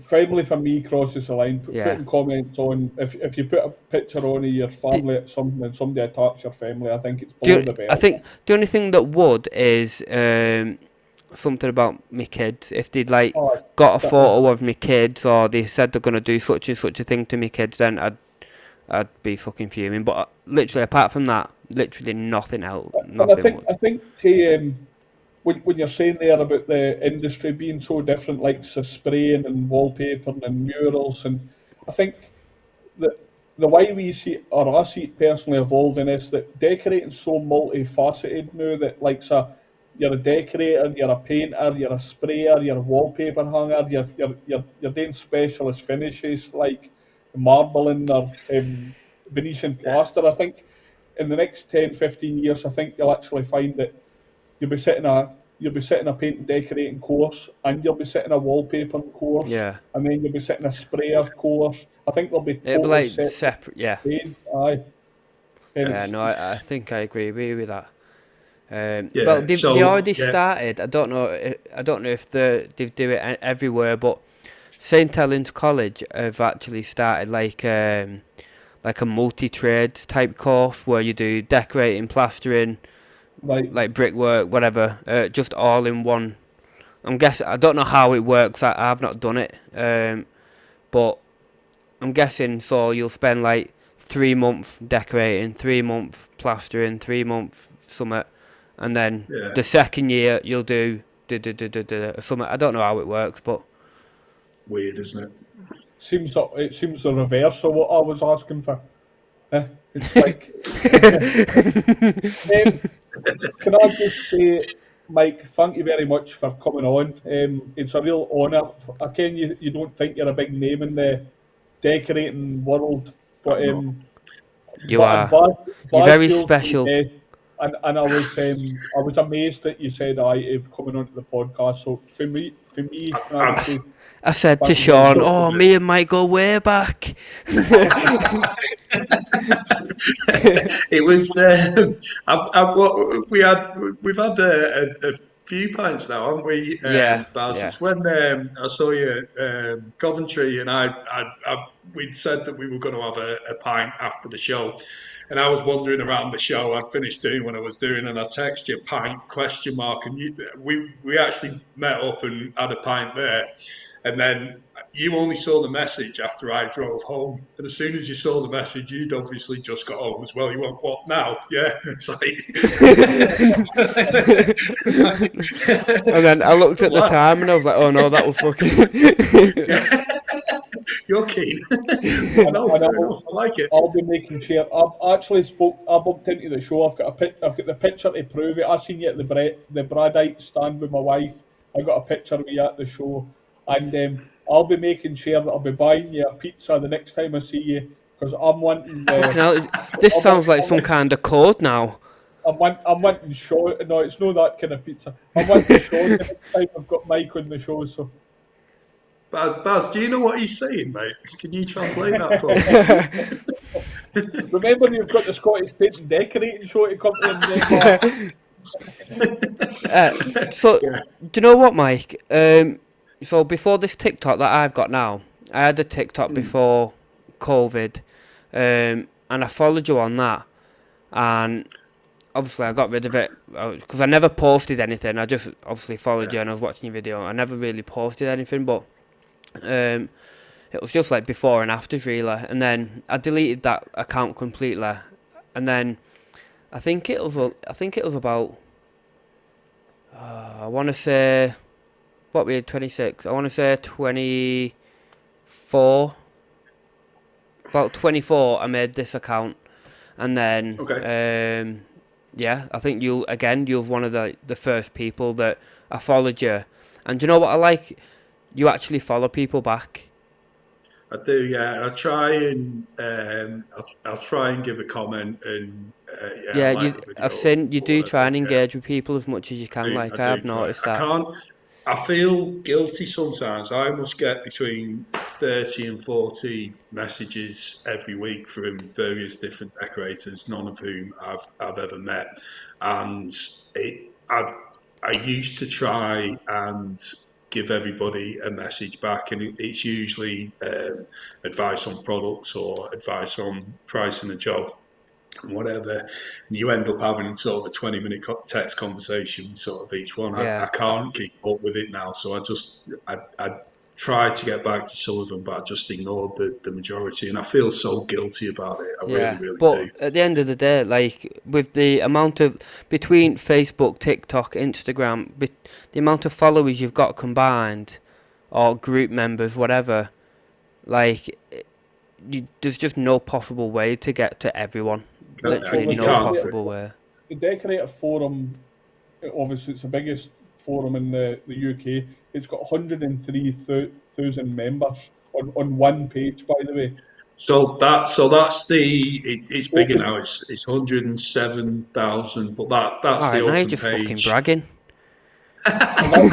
So the Painter and Decorator Forum UK is the group, so that's the one that people can join, be members on, and that's the one where people can sort of post and they know that the customers aren't going to sort of see it. The Decorators Forum UK is just me talking shit, to be honest. I've got 107,000 followers. Yeah. So no, that's really good. 107,000 people listening to what shit you're posting or what you've got to say. So it's incredible, isn't it? Yeah, so it reaches about 27 million people every month. Wow. Mental. Half the That's population actually, of the UK. Just under half the population of the UK. Yeah. That's fucking and ridiculous. it's man. not. It's you think of people like Kev Paint Warrior or Foxy Decorator. They've got twice as many as me. Yeah, so I'm not. I'm just playing at it really. But mine's focused on Stop painters and being humble. decorators. Just take the fucking compliment, Mike. It's not. I piss around on because I don't understand. I piss around on Facebook. Yeah. That's all I do. I piss around on Facebook. But It's do you not not. feel And proud that people are there relying on you? um, not really. Hmm. I like it. I feel privileged. You know, if somebody comments on a video and says, "Oh, that was really good," I genuinely feel privileged. Somebody noticed me in the gym, local decorator, and he'd seen me online, and he came and said hello to me, and I might feel like a bit of a dickhead, feel like I'm proud or whatever, but he did that in front of my daughter. I was like, yeah, it's pretty cool that. And he came over and he just said, really like your content. I've seen you online. I'm such a body. I work for such a body.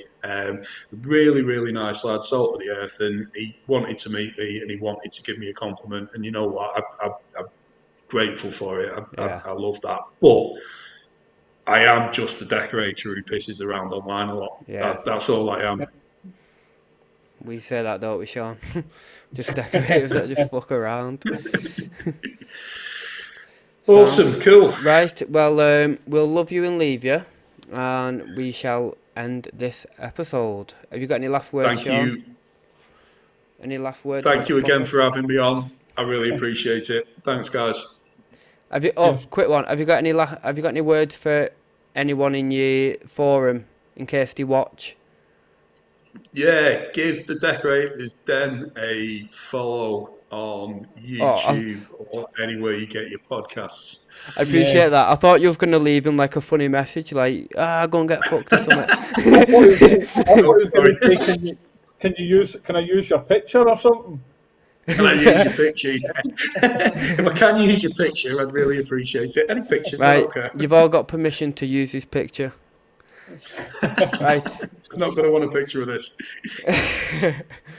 Right, thanks for coming on, Mike. I've been Baz, that's been Sean, this has been the Decorators Den. Go and visit Nap and Bristle's website for any decorating supplies, www.napandbristle.co.uk. Cheers. Bye bye.